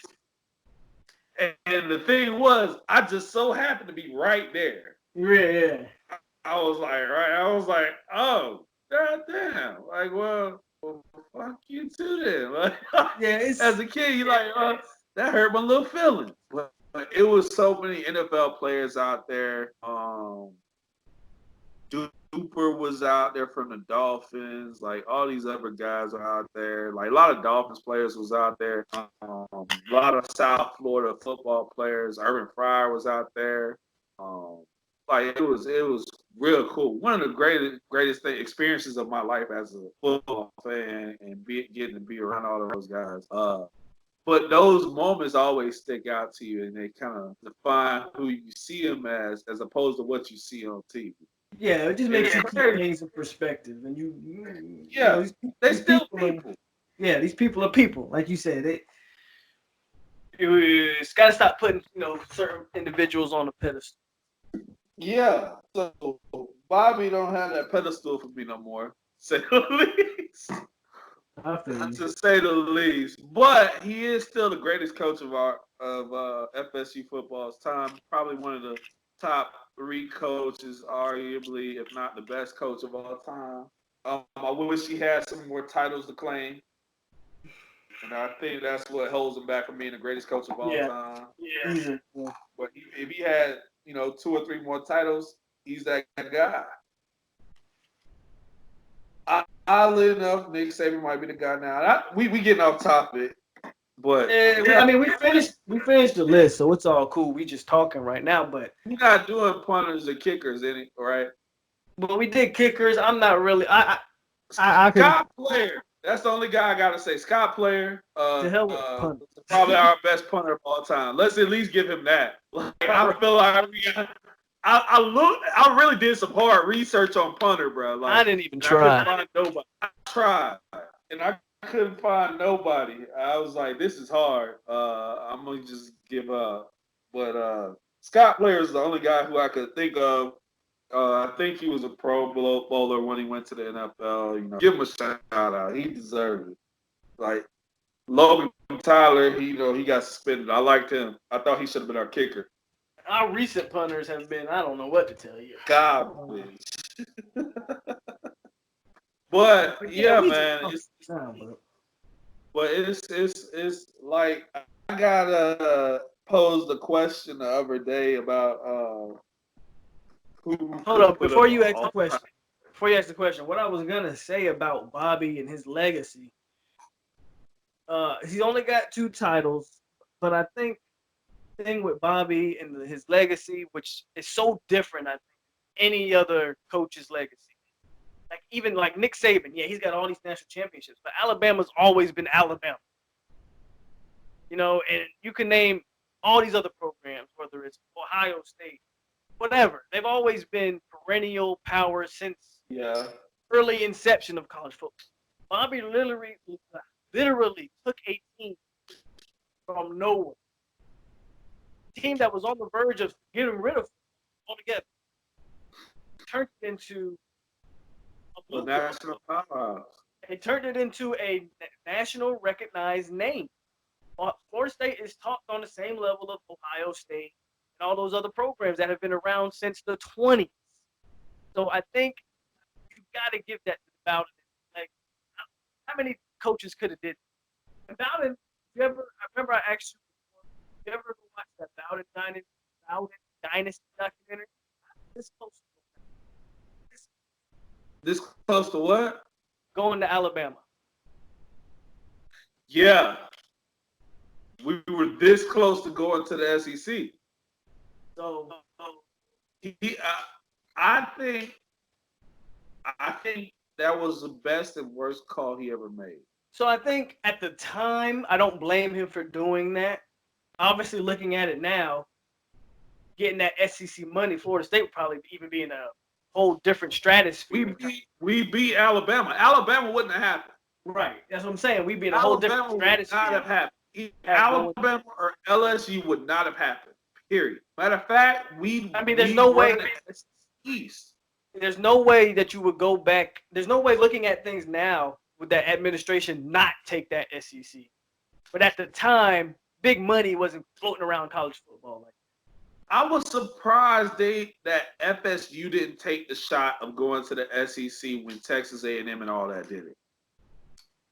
Well, the thing, so from my knowledge, I don't know how true this is.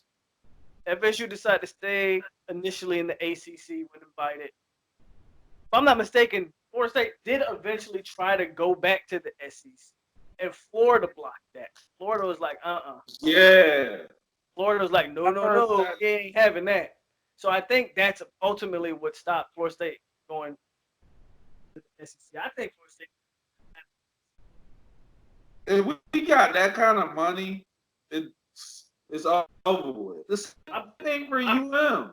I as much as I fucking hate UM, if they were getting the SEC money, it'd be over with.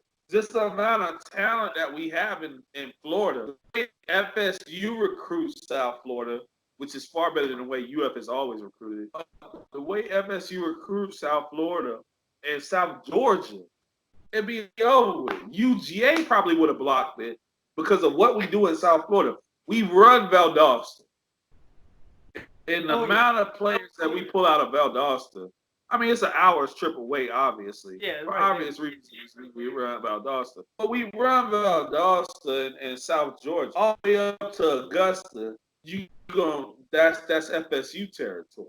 And even parts of Atlanta recognize it too, even though UGA is an hour away. And having lived there, I see players like Robert Cooper, who knew from day one he wanted to go to FSU down the road. It's still close to home. It's less than a half a day's trip from home to the game. His parents can make the trip. Like they recruit they can recruit Atlanta a lot better than they do, and I think they should invest some time in it. After living there and watching those guys play football there, but at the end of the day, South Florida is so crazy. It's so crazy that Georgia Tech isn't a better football school. And I know academics, so I know academically they have a high academic standard being a tech school and all that.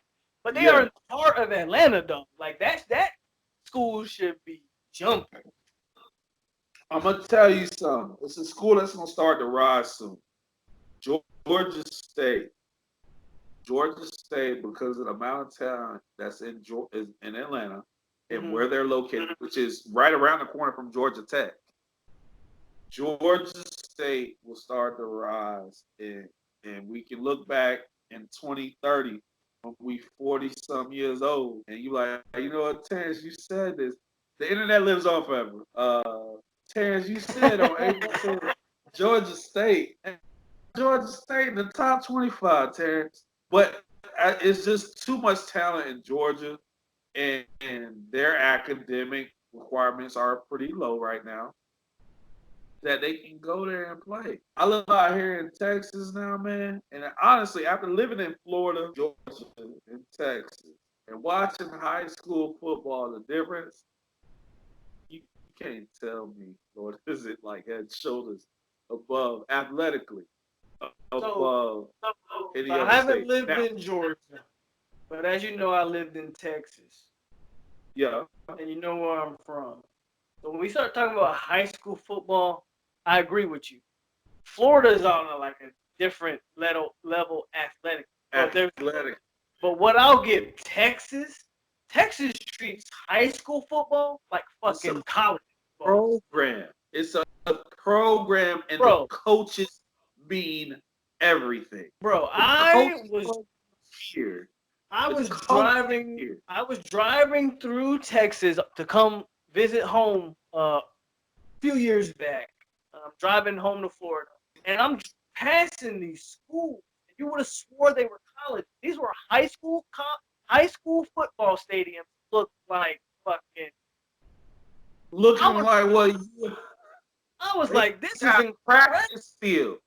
High schools with practice fields, like legit real practice field. Oh, That's I was not like, baseball. this It's a practice field. is crazy. The players aren't really comparable. So why the reason Texas is one of the better recruiting grounds is because of its size. But the players in Florida and Texas aren't really comparable. But just the way they take football so serious in Texas, it's like a religion. Seriously, like it is crazy. I was like, oh my god, how do these high schools have all this money? It's boosters, and the same thing happens in LA and Cali. Basically, they have a lot of All American. That movie, that show, whatever you want to call it. That's literally how programs run in Cali and in Texas. It's Crazy. maybe two or three programs that run that way in Florida. Yeah, like St. Thomas Aquinas, St. Thomas, the IMG. school in IMG is just a private, and it's the private school. Yeah. But these are public schools running that way. Only St. Thomas's I can think of off the top of my head. St. Thomas and IMG, and it's one other school. Shit. Can't think of. There's a bunch of schools in Miami, obviously, but I'm thinking about a school for basketball. Pines is yeah, they pour a lot of money in for basketball. But like you roll by St. Thomas, and you're like, oh damn. Yeah, I know. Yo, like campus, like what y'all got going on here? And it's crazy. But it's like that everywhere in Texas though. It's crazy. But St. Thomas pours a lot, and then obviously, you got the Bosa brothers. What's the other kids came out that played defensive end? Shoot, didn't LaMarcus come from there? LaMarcus Jordan went to St. Thomas, yeah. Like it's kind of Brian Burns, or was he Fort Lauderdale? Yeah, he was from Fort Lauderdale. He didn't go to St. Thomas. Brian Burns went to And so what I was getting to was somebody was like, "Oh, would you take?" And this brings it all back to what we just talked about. And if we take the number ones and we lined up our team against any other team in the country, all times team, how would we fare? And the guy who was saying it was USC. And to be honest, I think we can beat anybody in the country. all-time teams. All-time team, we can beat anybody in the country. Starters, by far. I just have to see those teams, but I mean, we're right up there. I mean, USC, I think we beat USC. Trenches alone, we beat them. Definitely Speed, on the outside, we neck and neck. They have us at the running backs. That's about it. Hey, them trenches changed all that. And you know it just as well as I do. The guys we got in the trenches, we got in the depth that we bring out in the trenches. Like I don't see USC really dealing with anything. And here's the part you may not like to hear, and it brings us back to that our first episode talking about quarterbacks. Jameis would have to start over Charlie in a game if it was an all-time team. No, it depends on how you run in it depends on, I guess, what era are we playing in? Who's calling the plays? Like, I can't just I don't know. I don't know if you could just flat out say that. Because I mean, and then you would if you throw in coaching staff as well. Shit, I take Bobby at head coach in his prime. Jimbo and Mickey over anything anybody else throw at. I just about to say you have to take Bobby, Jimbo, and Mickey. That's really a no-brainer. So if you pair Jimbo with Jameis, I get it. I think Jimbo could work with Charlie. He do wonders with Charlie. I don't think that's really. It'd be crazy to choose between the two of them for that type of game. It'd be awesome to see Mickey work with Derwin James. You have to do what Steve Spurrier did. Have packages, man. Throw you guys out there with specific packages. Well, he had Werfel and the other guy, Palmer. Was it Werfel and Palmer or somebody else? No, it was Werfel and Palmer. That was crazy watching that shit happen. Like, this guy keeps switching quarterbacks. What the fuck is going on? But what's up? Can you pick up some thank you. Had to place my liquor order. They were running to the liquor store right quick. This is I enjoy doing these videos, so we got to come up with some more topics so we can get on here and keep talking. Maybe we can get a UF fan in here. And I don't know too many UF fans. I got like 2. I try not to associate with those people. I don't really fuck with them. Like, I deal with UM. It's crazy how we can deal with UM fans and not because they're not our because Miami is not the rivalry. We're their Super Bowl. We're there, yes. We're their Super Bowl. They hate us, but yes, we hate Miami, but they're not the rival. The rival is Florida, and Miami fans don't like hearing that. Like, yes, we are rivals. We hate Florida. But there's just a different level between Miami hate and Florida hate. Like I could see myself possibly dating a girl that went to UM. I could date a Gator. I dated a Gator. I'm not gonna lie. And how long are you still with one? Of course not. But I'm just saying, like, I did date a Gator.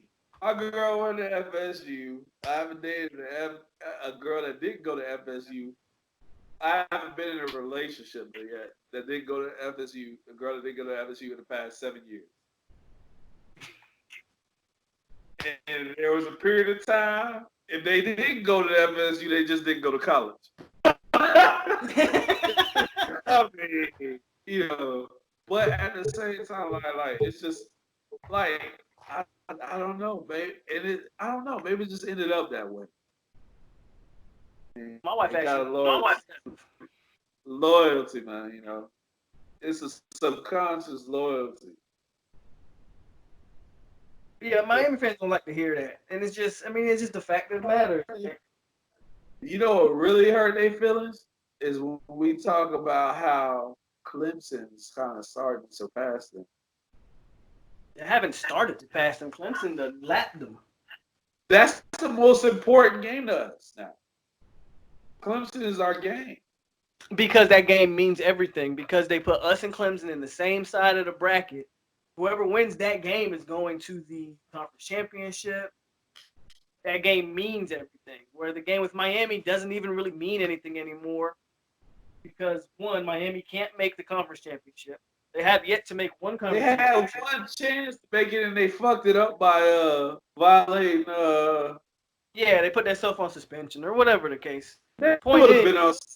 They'd have got on suspension longer than that if they they did. can't. I mean, Miami has yet to be relevant to make that game mean anything. It's relevant because we make them relevant. That's about it. At this point, yeah, So I that's don't really. think it's gonna be hard to get him because the only guys I can think of is Jurgen or Adam. And Jurgen's not gonna do it. Jurgen makes too many excuses. He's not He makes too many what? excuses. He's not gonna do it. He need to see you say that because I think that's really what it is. You know what? It might take all this stuff being over with the coronavirus for it to happen. I might have to show up at his house. But now's the perfect time for it to happen because he ain't doing shit. Nigga, he be playing Madden all day. He's working. He But works no, from he's home. yeah, he do. He's essential though. They call and answer to him. He ain't doing nothing. I done talked to him about. Well, you know, he's special. You know, he got that VP title. Yeah, he VP stat. He making. He's doing his thing. But that's just my point. He's not doing nothing. You ain't doing shit. I know what that means. When you get that type of title, like I was a manager with director level responsibilities.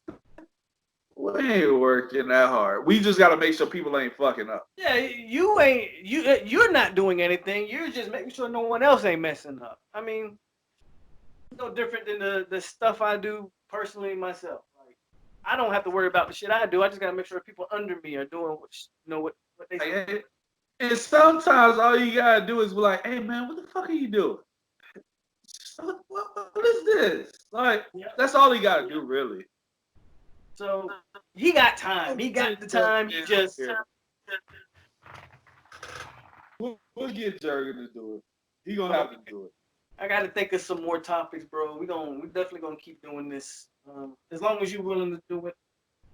Hey man, anytime you want me to join, man, I'm happy to join, man. It's great watching your channel. I can't even do a channel now because it's your niche. I would love to be able to be the guy to do a channel as well, but man, you do a good job at it. I'm glad I was able to contribute the topic. Just period, man. So it's good to see people who hold FSU football accountable for who they are and what they should be. So I think that's the most important part. Like we be a lot better than what we are. Just Yeah, they dropped the ball there, man. Like after that championship, we should have skyrocketed, and I don't even. We fell off. Fall off. You want to know what? You know what? Want to know who I see is gonna happen with them as well? LSU. What's that? I don't see LSU maintaining what they just. No. did. LSU, they're not gonna maintain that, and LSU is gonna go back to being the team they had been. Yeah. LSU is once every 10 years they might get a championship. They might get a shot a year that that's the team. But I don't see them competing. I'd be very surprised to see them compete next year for a national title. I'm still trying to figure out what it is about Clemson, South Carolina, that people actually want to go to school there. Hey man, them bags drop, bro. I know. Hey, they gotta be them bags. Hey man, at one point maybe FSU was dropping some bags, but obviously our bags ain't hitting the same, bro. No, they're not. Them bags don't drop the same, man. You know what? I wondered about that because my cousin was supposed to go to FSU. He wasn't the type of guy to get a bag drop. Where did he end up going? He ended up following Willie, bro. He went with Willie to FAU, bro. He had about four schools that I thought would have been like, they above FAU. And he went with Willie to FAU. He must really like Willie. I think Willie might have brought a coach with him that he stuck with. I can't remember who was recruiting him. But yeah, he went with Willie at FAU, and I was like, okay, cuz, do you? I actually was I mean, that's trying to get more my other that job is more up Willie's alley anyway. I actually think he'll do decent there. He gonna get them some good bowl games. He might have he might get a UCF season in there. Yeah, he'll do all right there. He'll Yeah. get a UCF season, like he'll get an undefeated season in there at one point. I think he can in that league because they don't get too many big schools that they put on the schedule. And he could get an upset against a West Virginia or Virginia Tech or whatever. You know, he can pull those upsets on those a big school here and there. Maybe if they got Ole Miss on the schedule or somebody like that as a big opponent and pull that upset and go undefeated. I think he could do that there. But I think so. He'll be solid there. I don't, he just was out of his league. He should have never been at this school to begin with. I want to see him do well. I don't think he was given the best opportunity to succeed at FSU, and maybe he shouldn't have been a head coach right away at FSU. But he had already grown into a head coach position, so he couldn't take an OC position at a school like FSU. His career had blossomed so quickly; he was kind of Yeah. stuck in like he had took off at such a yeah. It was just like if he had started off as say an OC at FSU and then grew into a head coach position, hey, I could see that happening And because then he would Jimbo understand how. left Florida State in such a bad spot. They just needed some instant stability. They just want Yeah, to get it as fast as they could. I think in hindsight, Florida State should have did a more thorough coaching. well, who are we getting, bro? At Who that are we time, you still had Franklin out there, who had I like James. I don't like James Franklin as an FSU coach. I don't think he knows our. I don't think he does a good enough job on the recruit trail. He walked into a solid roster. I mean, it's Penn State, so he's not gonna do, I The don't know how. other part is Franklin walked into a good fucking roster. Jimbo fucked up. He did. I think Franklin could have came to Florida State and been successful. Eh, we'll agree to disagree. I don't think it wasn't the best situation for anybody, to be honest. When I started looking, I was like, okay, we got some talent. But then I looked at the class that we brought in. I was like, okay, where are our skill players? Well, that was really Tiger skill players, and not just skill players, but offensive line. We were trash, and Jimbo trashed our offense. Like he didn't invest enough time on the offensive line for us to be successful. I can agree with that. And to play with teams like, to play with teams like Alabama, Clemson, LSU, the SEC teams, the Southeastern team, we didn't invest enough time. And then he shit the bed against Oregon, and he did. Everybody want to blame Jameis for that game. Everybody, the famous meme of him like fumbling that pass back. It was Jimbo. Jimbo shit the bed. Just the way you pointed him out for shitting the bed in the first half against Auburn. He shit the bed in a lot of different areas. He didn't want to get rid of certain coaches, and ultimately Jimbo kind of burned his own bridges. And it's a shame because I thought he was the perfect fit. I thought he was gonna be the guy. You're right. I thought he was our next 20, 30-year coach is what I thought too. So, but yeah, it's for me like we got an opportunity to come back. Even with everything going on right now, we don't know what's going on in football. I think the recruit class that Norvell brought in was solid, and but we said the same thing when old boy brought in his class. We thought he did a good job considering the circumstances. So I like to see what happens. True enough, I wish my cousin had went to FSU and balled out. But I'm gonna go and catch a game. We gotta plan something, man. That's gonna be one of our episodes. I'm gonna come in and be a guest star on one of the episodes. We're gonna go to FSU for a game. We're gonna go to Tallahassee for a game.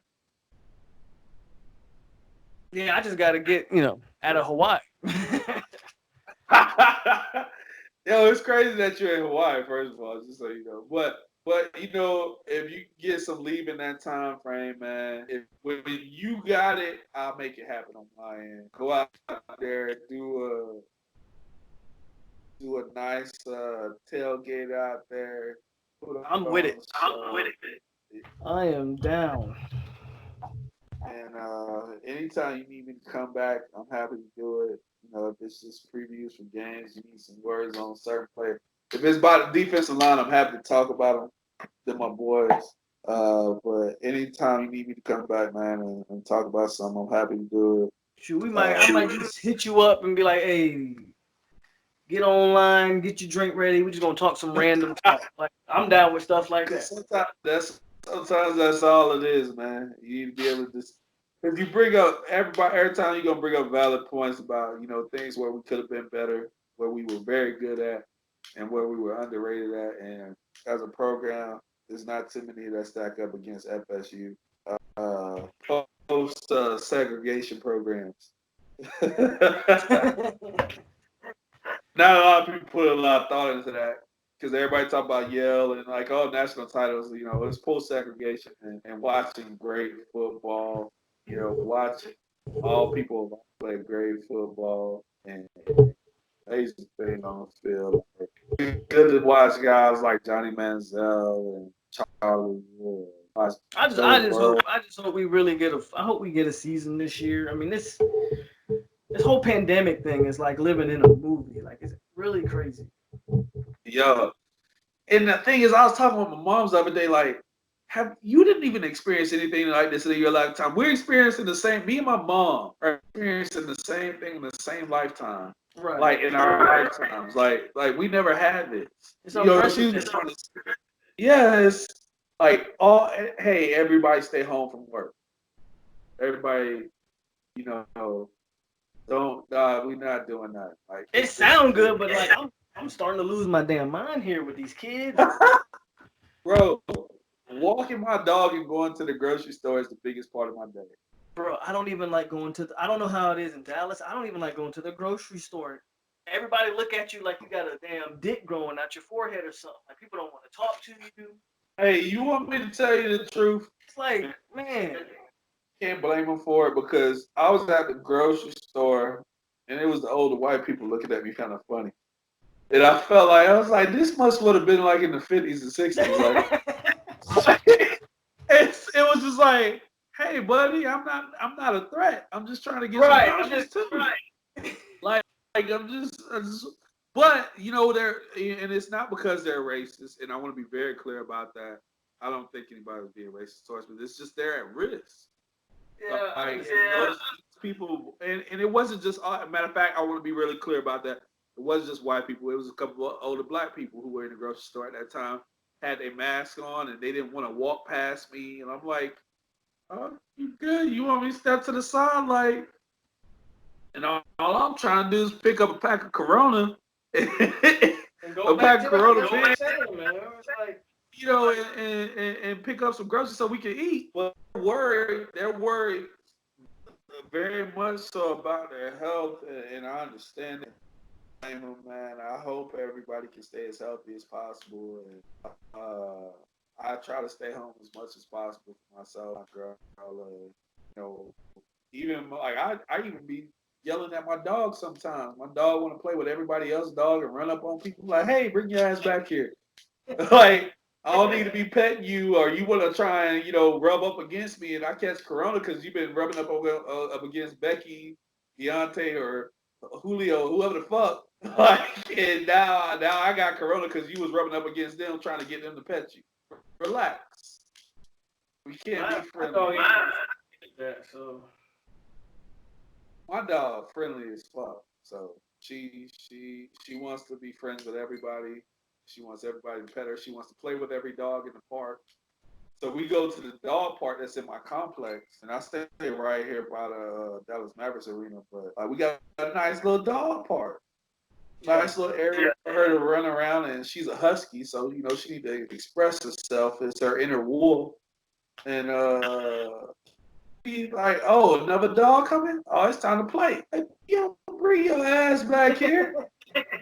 You better take this shit and let's so we can get back to the house. Like, and the people be talking to me. I'm like, hey, how you doing? Oh, your dog's so beautiful. Oh, come here, hey girl. I'm like, oh shit, I can't tell them not to pet the fucking dog. Cause I can't say she bite. Cause bitch running up them like,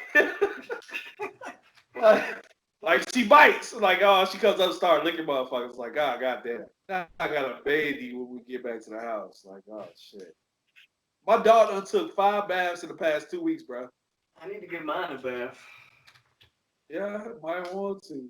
Especially if you've been around other dogs. But we talk about all this, man. But I gotta take a piss, so we can cut off here. So we 2 hours strong anyway, so you can cut some of this out. let all of it stay. Hey, it is what it is. But go FSU. We got a national title on our way in the next 2 to 3 years. We need to find another quarterback with the last name that start with W. That's Good luck with that shit. Hey, another recruit with a W last name. But hold on, let me go. Go ahead and end this. I'm gonna catch you in a second. Hold on. All right, homie. So man. Yeah. Appreciate y'all for tuning in. Like, comment, subscribe, share it.